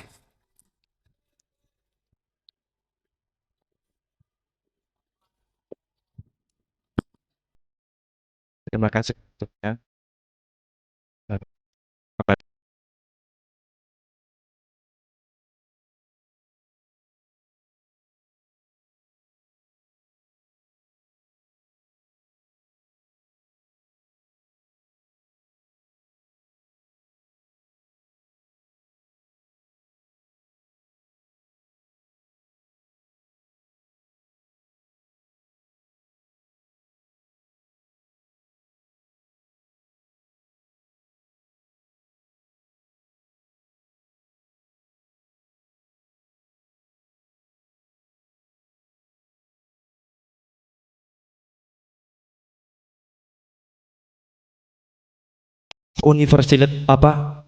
Keuniversalan Al-Qur'an itu pada zaman sekarang, teks sekarang. Itu saja. Sampun? Oke. Oke. Penanya kedua, monggo.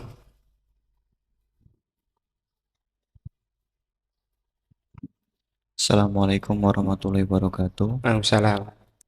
Dumateng Yai, ini ada pertanyaan tentang penafsiran Al-Quran berdasarkan ilmu sains. Untuk abad sekarang, kita mengenal teori ledakan besar yang sudah sangat populer. Namun walau demikian ilmu ini masih dalam bentuk zon yang wakilnya hakikatnya kita belum tahu dan belum yakin secara pasti.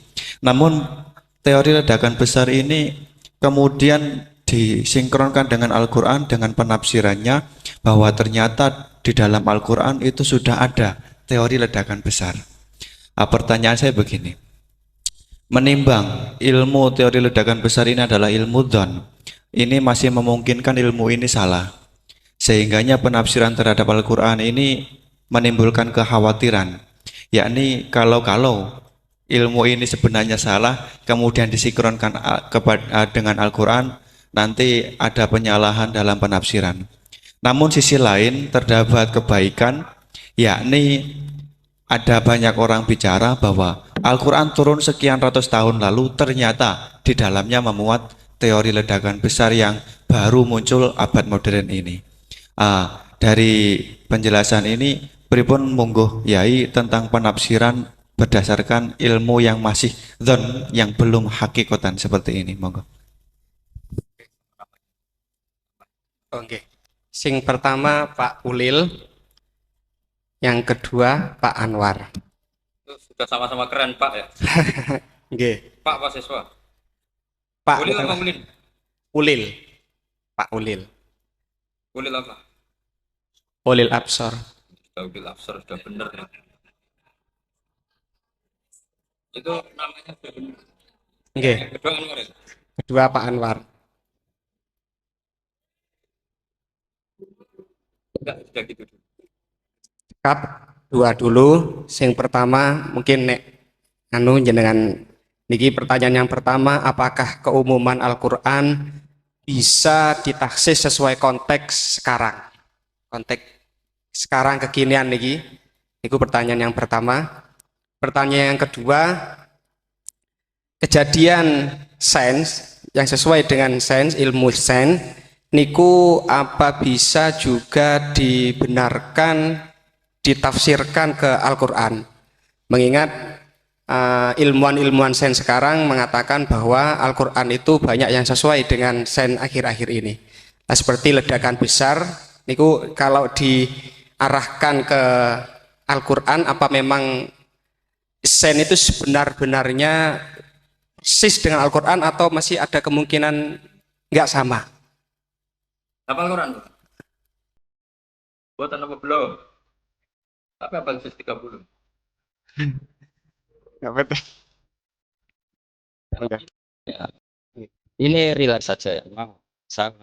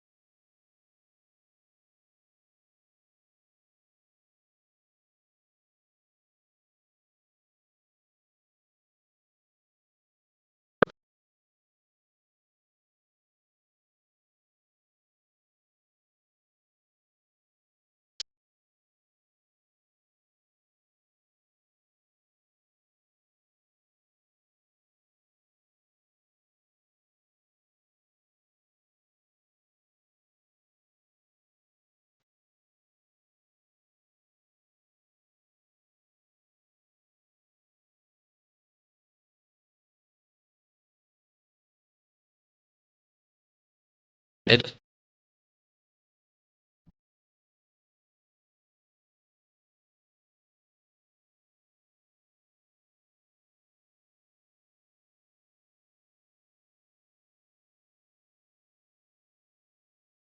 berarti kalau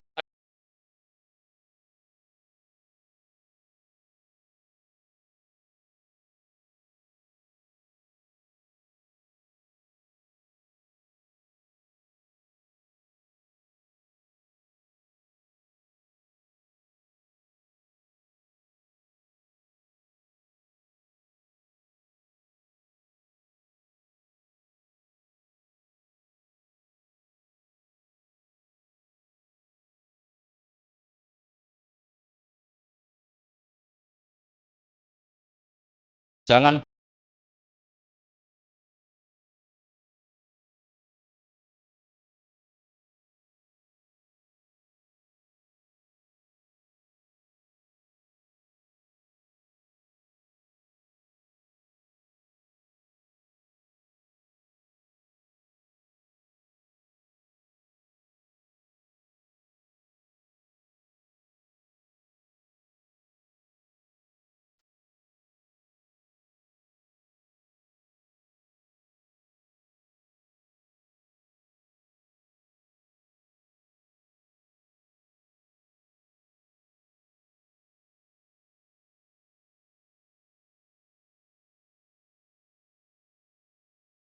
orang-orang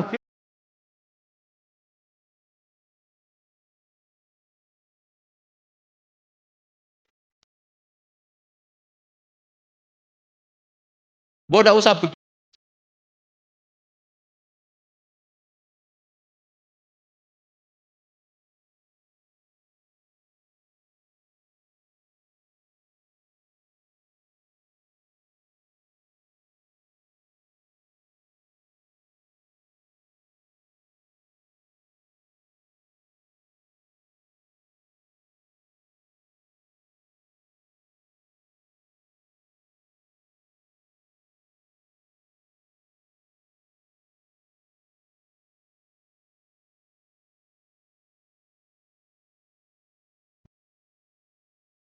Ini termasuk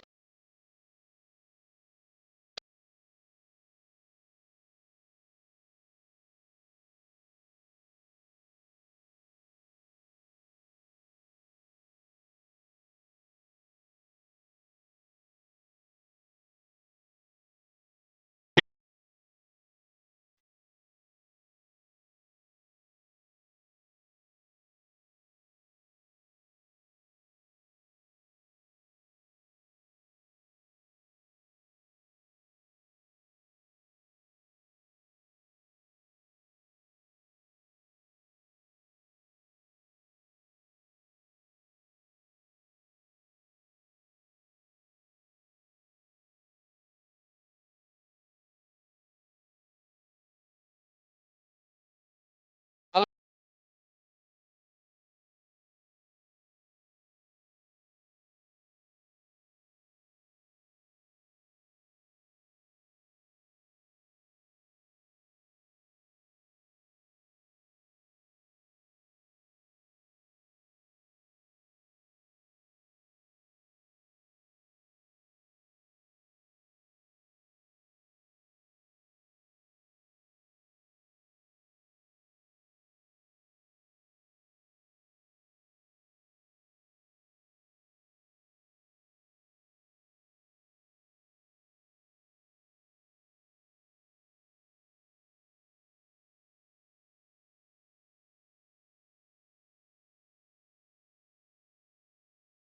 sing mari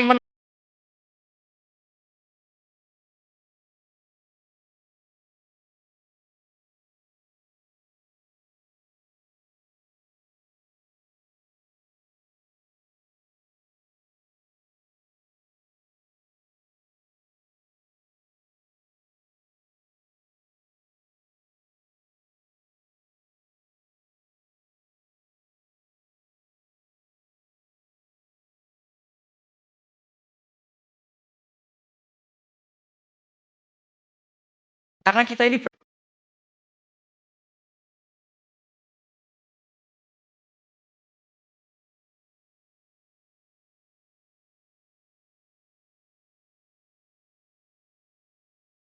jadi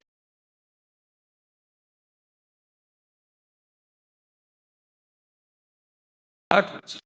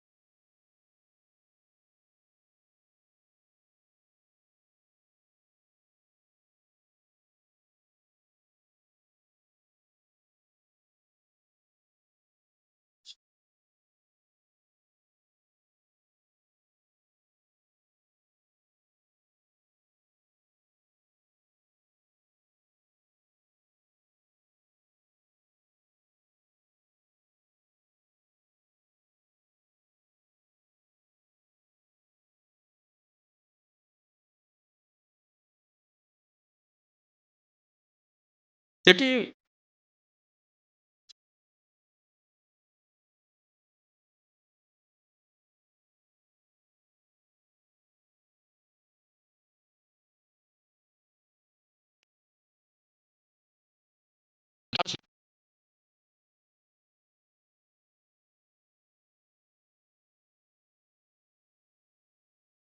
Taman kalau nggak percaya cari.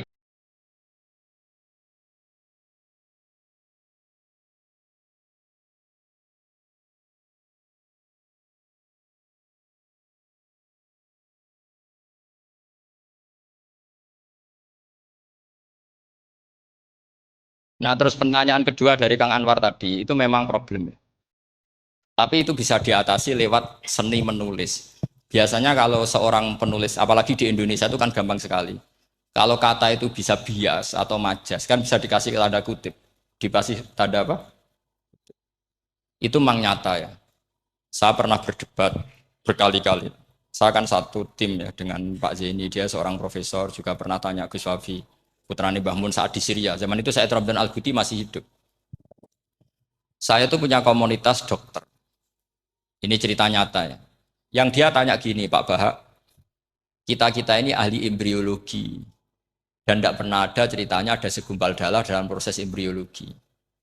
Yang ada itu sekian zigot yang berhasil nempel di dinding rahim itu nanti yang jadi janin. Jadi kalau kita ngaji ada segumpal darah itu menjadi aneh bagi kita. Karena proses itu tidak ada. Ya saya jawab ya enteng saja. Ya kan yang bilang segumpal darah itu kiai kan tidak Quran. Makanya benar Kang Anwar tadi yang ngomong itu mufasirnya atau kiainya yang terjemah. Kalau Quran hanya bilang min alakin. Iqra bismi rabbikal ladzi khalaq khalaqal insana min alaq. Alaq itu kan dari kata alaqa ya'liku alaqon, sesuatu yang nempel itu namanya alaqah. Makanya di Alfiyah ada wa ulqatun hasilatun, ulqah itu sesuatu yang terkait atau yang menempel. Sehingga ya pokoknya kalau alaq itu artinya tidak harus segumpal darah, bisa sesuatu yang menempel. Sama cari di kamus, dicari sama dia kamus. Aliqa ya'liku menempel. Oh, ya oke Pak, enggak masalah. Nah, lalu kalau kita memaksakan itu bukti ilmiahnya Quran, ya resiko juga. Nanti ada penelitian yang berbeda. Makanya kita bisa memanfaatkan tanda kutip. Kalau lafadz itu majas, atau kata itu majas, kalimat itu majas. Atau kita menganalisis secara balaghah min jinsi dzalikat dam. Misalnya begini. Saya kalau sedang benci Anda, saya akan bilang kamu itu membawa WC. Wong tak melete gawa WC ngalor ngidul. Karena di perut kita memang ada kotoran. Berarti kita ini WC yang melaku ngalor gitu. Oke, itu saat kita benci manusia. Coba sampean lihat di kitab tasawuf.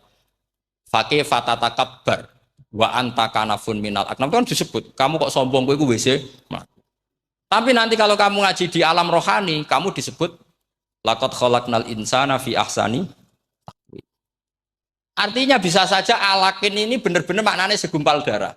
Tapi dalam konteks manusia, jenis kamu adalah jenis segumpal darah, bukan dalam proses embriologi mengalami segumpal darah. Kita masih bisa berkelit, asal kamu ilmunya banyak, hafalaman banyak, tetap bisa berkelit. Problemnya kadang kita tidak punya ilmu. Loh ya ini kisah nyata ya. Jadi kemarin, entah tanggal berapa saya lupa, itu kan Kemenak datang ke Yai, ke Mbah Mun, ke Gus Zofur. Di antara usul saya seperti itu.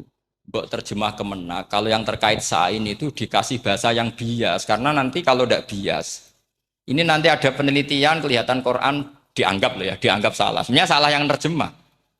Atau kita yakin sesuai ilmiah ternyata suatu saat ada penemuan yang berbeda. Kita bisa manfaatkan tadi seni menulis tadi, misalnya tanda kutip atau dipakai kata bias. Ya misalnya begini, contoh paling gampang tadi, misalnya kita bangga misalnya Quran terbukti benar ketika mengatakan baca ala bainahuma barzakha wa hijra mahjura, antara air tawar dan air laut itu ada pemisah. Kita mungkin ya setuju nyari-nyari ayat tentang Big Bang, tentang apa ledakan yang dahsyat. Tapi apapun itu teori itu bisa iya bisa tidak. Nah itu kita bisa manfaatkan tanda kutip. Atau seni pakai lughat.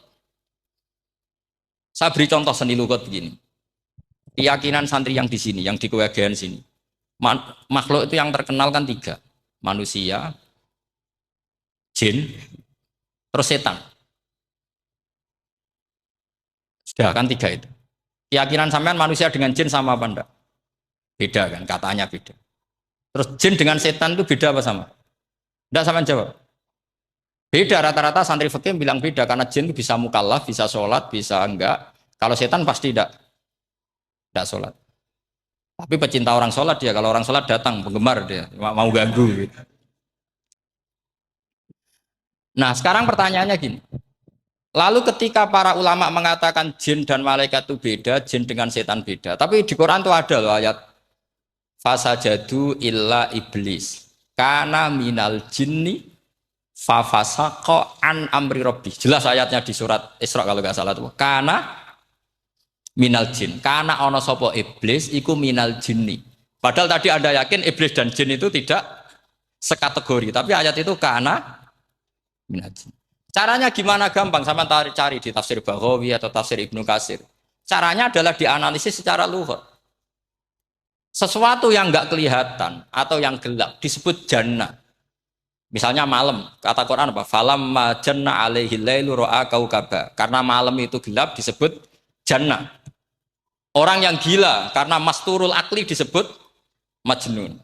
Karena madatul kalimah sama-sama jinnun. Madatul kalimah kan sama kan? Jim nun musyaddad berarti jim nun nun. Saya ulang lagi ya. Kalau malam disebut falamma janna alaihi lailu. Kalau orang masturul akli disebut majnun.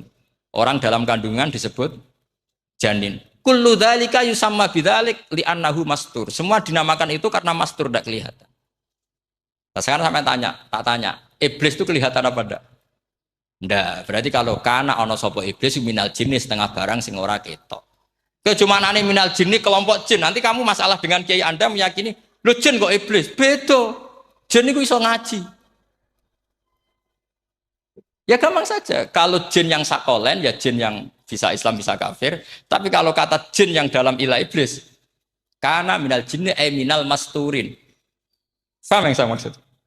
Tetap bisa ada solusinya. Makanya ngaji itu jangan hanya Ibnu Katsir. Ibnu Katsir itu beliau hanya menjawab lewat riwayat. Beliau jarang bermain di lafadz. Tapi kalau sampean ngaji kayak tafsir Baghawi, kayak tafsir apa itu, subhanallah, ya Baghawi terus Bedawi, itu nganalisnya sering pakai lafadz dan itu menjadi mudah. Misalnya lagi begini, sholat kita ini ya sholat yang muftatahatun bitakbir, muftatamatun bitaslim. Tapi kita secara lughat jelas as-sholat lughatan ad-du'a.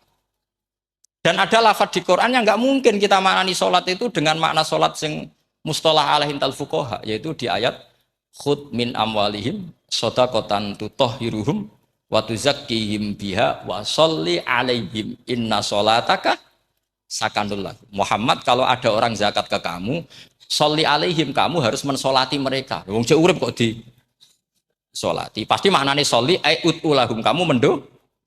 Terus inna sholataka sakanul lahum ay du'auka sakanul lahum, doa kamu membuat mereka paham sih kalau maksud. Lagi-lagi kita, kalau Anda janggal secara ilmiah, ya sama seperti misalnya katanya bumi menurut Quran itu diciptakan dalam masa 6 hari, padahal menurut teori Big Bang sekian juta tahun. Lu yaumin itu maknanya tidak harus 24 jam. Kullahinin bisa disebut kullah yaumin. Buktinya ayat yas'aluhu man fis samawati wal ard kulla yaumin huwa fi sya'an. Apa Allah memutus sesuatu nunggu 24 jam? Kullahinin wa kulla waqtin huwa fi sya'an. Makanya di terjemahan UII termasuk saya usul fi sittati ayam itu dalam 6 masa. Karena kalau orang bilang hari asumsinya itu 24 jam kali 6. Itu masih bisa, masih meskipun mungkin seperti itu, tapi ya mungkin tidak. Tapi kita masih bisa bermain kata gini, ku dinetralisir. Yaum maknanya khin. Napa maknanya apa? Khin. Kayak di apa? Yas'aluhu man fis samawati wal ardi kulla yaumin huwa fisa. Kayak di ayat lagi, limanil mulkul yaum. Allah tanya itu ketika di akhirat apa di dunia? Tidak, sama jawab. Di akhirat. Ketika nanti di akhirat Allah tanya, liman iku kedue sopo al mulku te kerajaan al yauma. Limanil mulkul yaum lillahil wahidil. Fa inna fil akhirah laisa hunaka yaumun wala hunaka sa'a wala hunaka misalnya arbaun wa isyruna sa. Di akhirat tidak ada 24 jam. Istilahnya Allah ya limanil mulkul yaum. Paham sih kalau maksud? Jadi lagi-lagi syaratnya hafal tadi. Jadi artinya lafat yaum dipakai di Quran berapa kali? Konteksnya apa saja. Ya saya kira demikian. Mungkin kita anggap cekap ya karena tadi apa? Ini Jumatan terus tak pikir tanya itu ya saya yang tanya itu tadi. Ya nggak apa-apa kalau masih ada yang tanya. Tapi saya pikir ya itu tadilah yang saya utarakan saya kira cukup. Kalau ingin alim memang syaratnya harus hafal banyak terus. Ya kalau ndak ya itu tadi harus orang sudah ndak ada semua terus tinggal kita yang hidup itu pasti kita alim sendiri itu. Ya pilihannya hanya itu.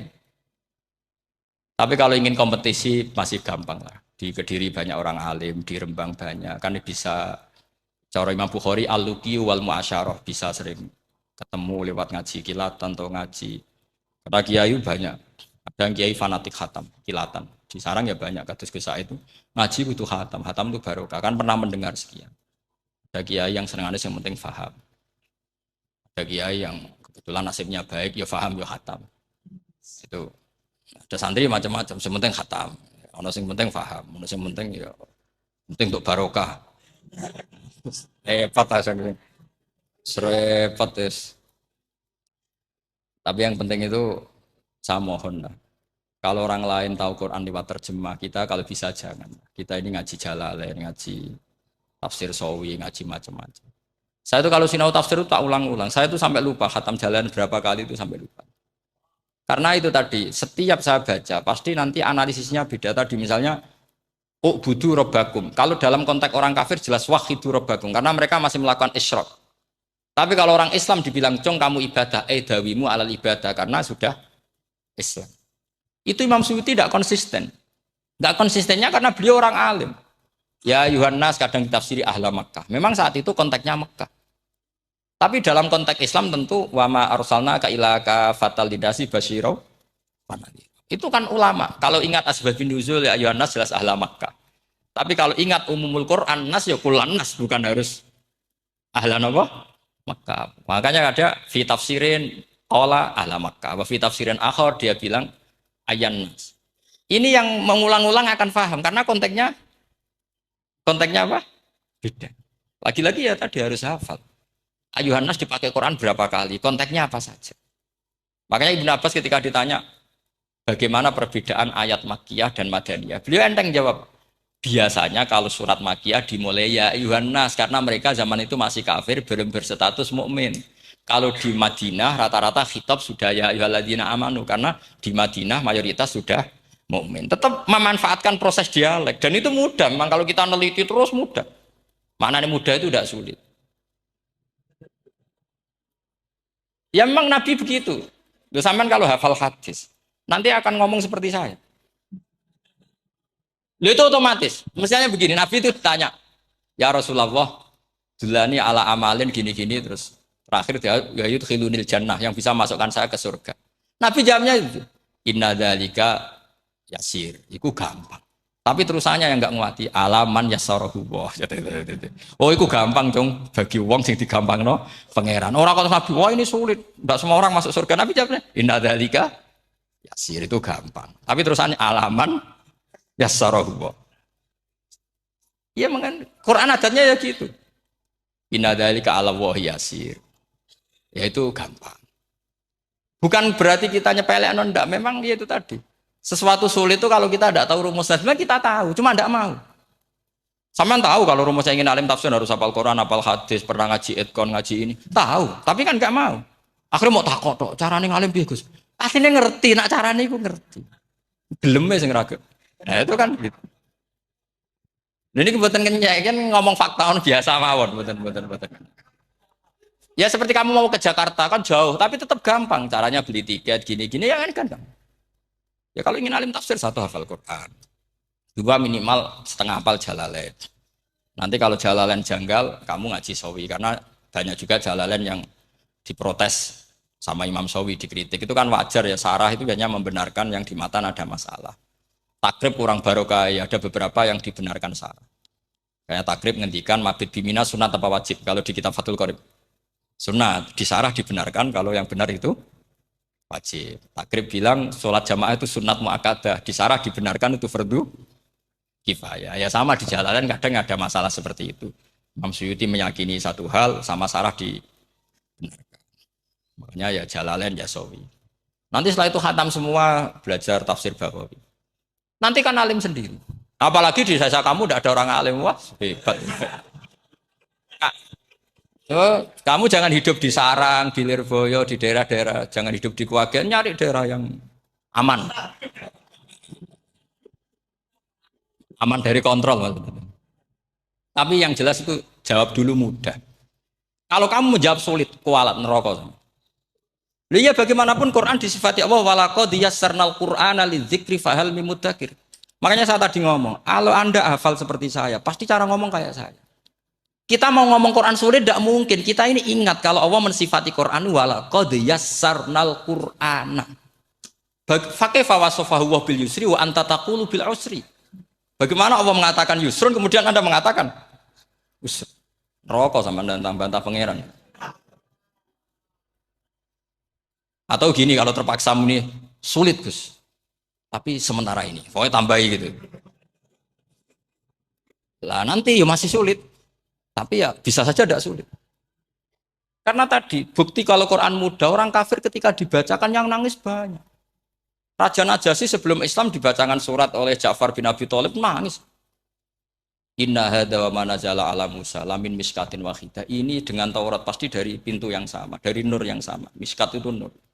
Faham nangis sampai wa idza sami'u. Sami'u itu belum Islam loh ketika itu. Wa idza sami'u ma unzila ilar rasuli taro a'yunahum tafidu minad dam'i mimma arafu minal haq lagi yaquluna rabbana aman. Artinya fahimu khina kanu fil kufr. Mereka faham ketika masih karena muyassar, Quran itu muyassar. Faqih fala tafham. Wa anta tata alam kutuba kadza wa kadza wa takhtimu kutuba kadza kadza. Kok ijek kadza. Lah ku antek kadzane. Ini bukan kritik, ini pelurusan. Sampeyan jangan sensitif, kok cawe wedok yang kandhani sensitif, mutung. Ini pelurusan. Jelas Quran disifati walaqad yassarnal Qur'ana lidzikri fahal mim muddakir. Dan itu nyata, saya ulang lagi itu nyata. Sampai yang saya ceritakan di makalah ini ada orang Bedui, ada seorang khotib khutbah, fa warabbis sama'i wal ardi innahu lahaqqum mitsama annakum tantikun. Arabinya tanya sama Pak Khotib, itu kan artinya kan demi Tuhannya langit dan bumi. Si Arabi tanya Pak Khotib, yang bikin murka Allah itu siapa? Kok sampai Allah terpaksa sumpah? Karena si Arabi tahu, orang sampai sumpah itu pasti karena tersinggung. Kalau nggak tersinggung ngapain Anda sumpah? Dalam kehidupan sehari-hari kalau kita sampai sumpah itu karena tersinggung. Kita ditagih orang, sesuk tak sahur. Ditagih lagi bilang kita tak sahur. Nah, serah percaya banget, wallahi sesuk tak sahur. Kalau orang sumpah itu karena tersinggung. Ternyata betul. Sampai cek di Quran. Kalau Allah memulai surat dengan sumpah, pasti terusannya Allah itu duka atau marah karena sumpah itu untuk yang tersinggung. Makanya di Balaghah diterangkan kalau kaidah normal, kondisi normal kamu harus bilang Zaidun qaimun. Kalau mukhatab ada indikasi tidak percaya, kamu bilang inna Zaidan qaimun. Kalau selalu kelihatan tidak percaya, kamu harus bilang wallahi inna Zaidan laqaimun. Ya enggak di ilmu Balaghah. Lah iya itu kan Arabi saja paham. Kamu yang ngaji Jawahirul Maknu tidak paham kan aneh. Makanya itu penting gitu. Nah, lagi-lagi walaqad yassarnal Qur'ana lidzikri fahal. Ya doa ini bagian ustadz yang pun khusyuk nih kan donga ning kersane. Ampun kula.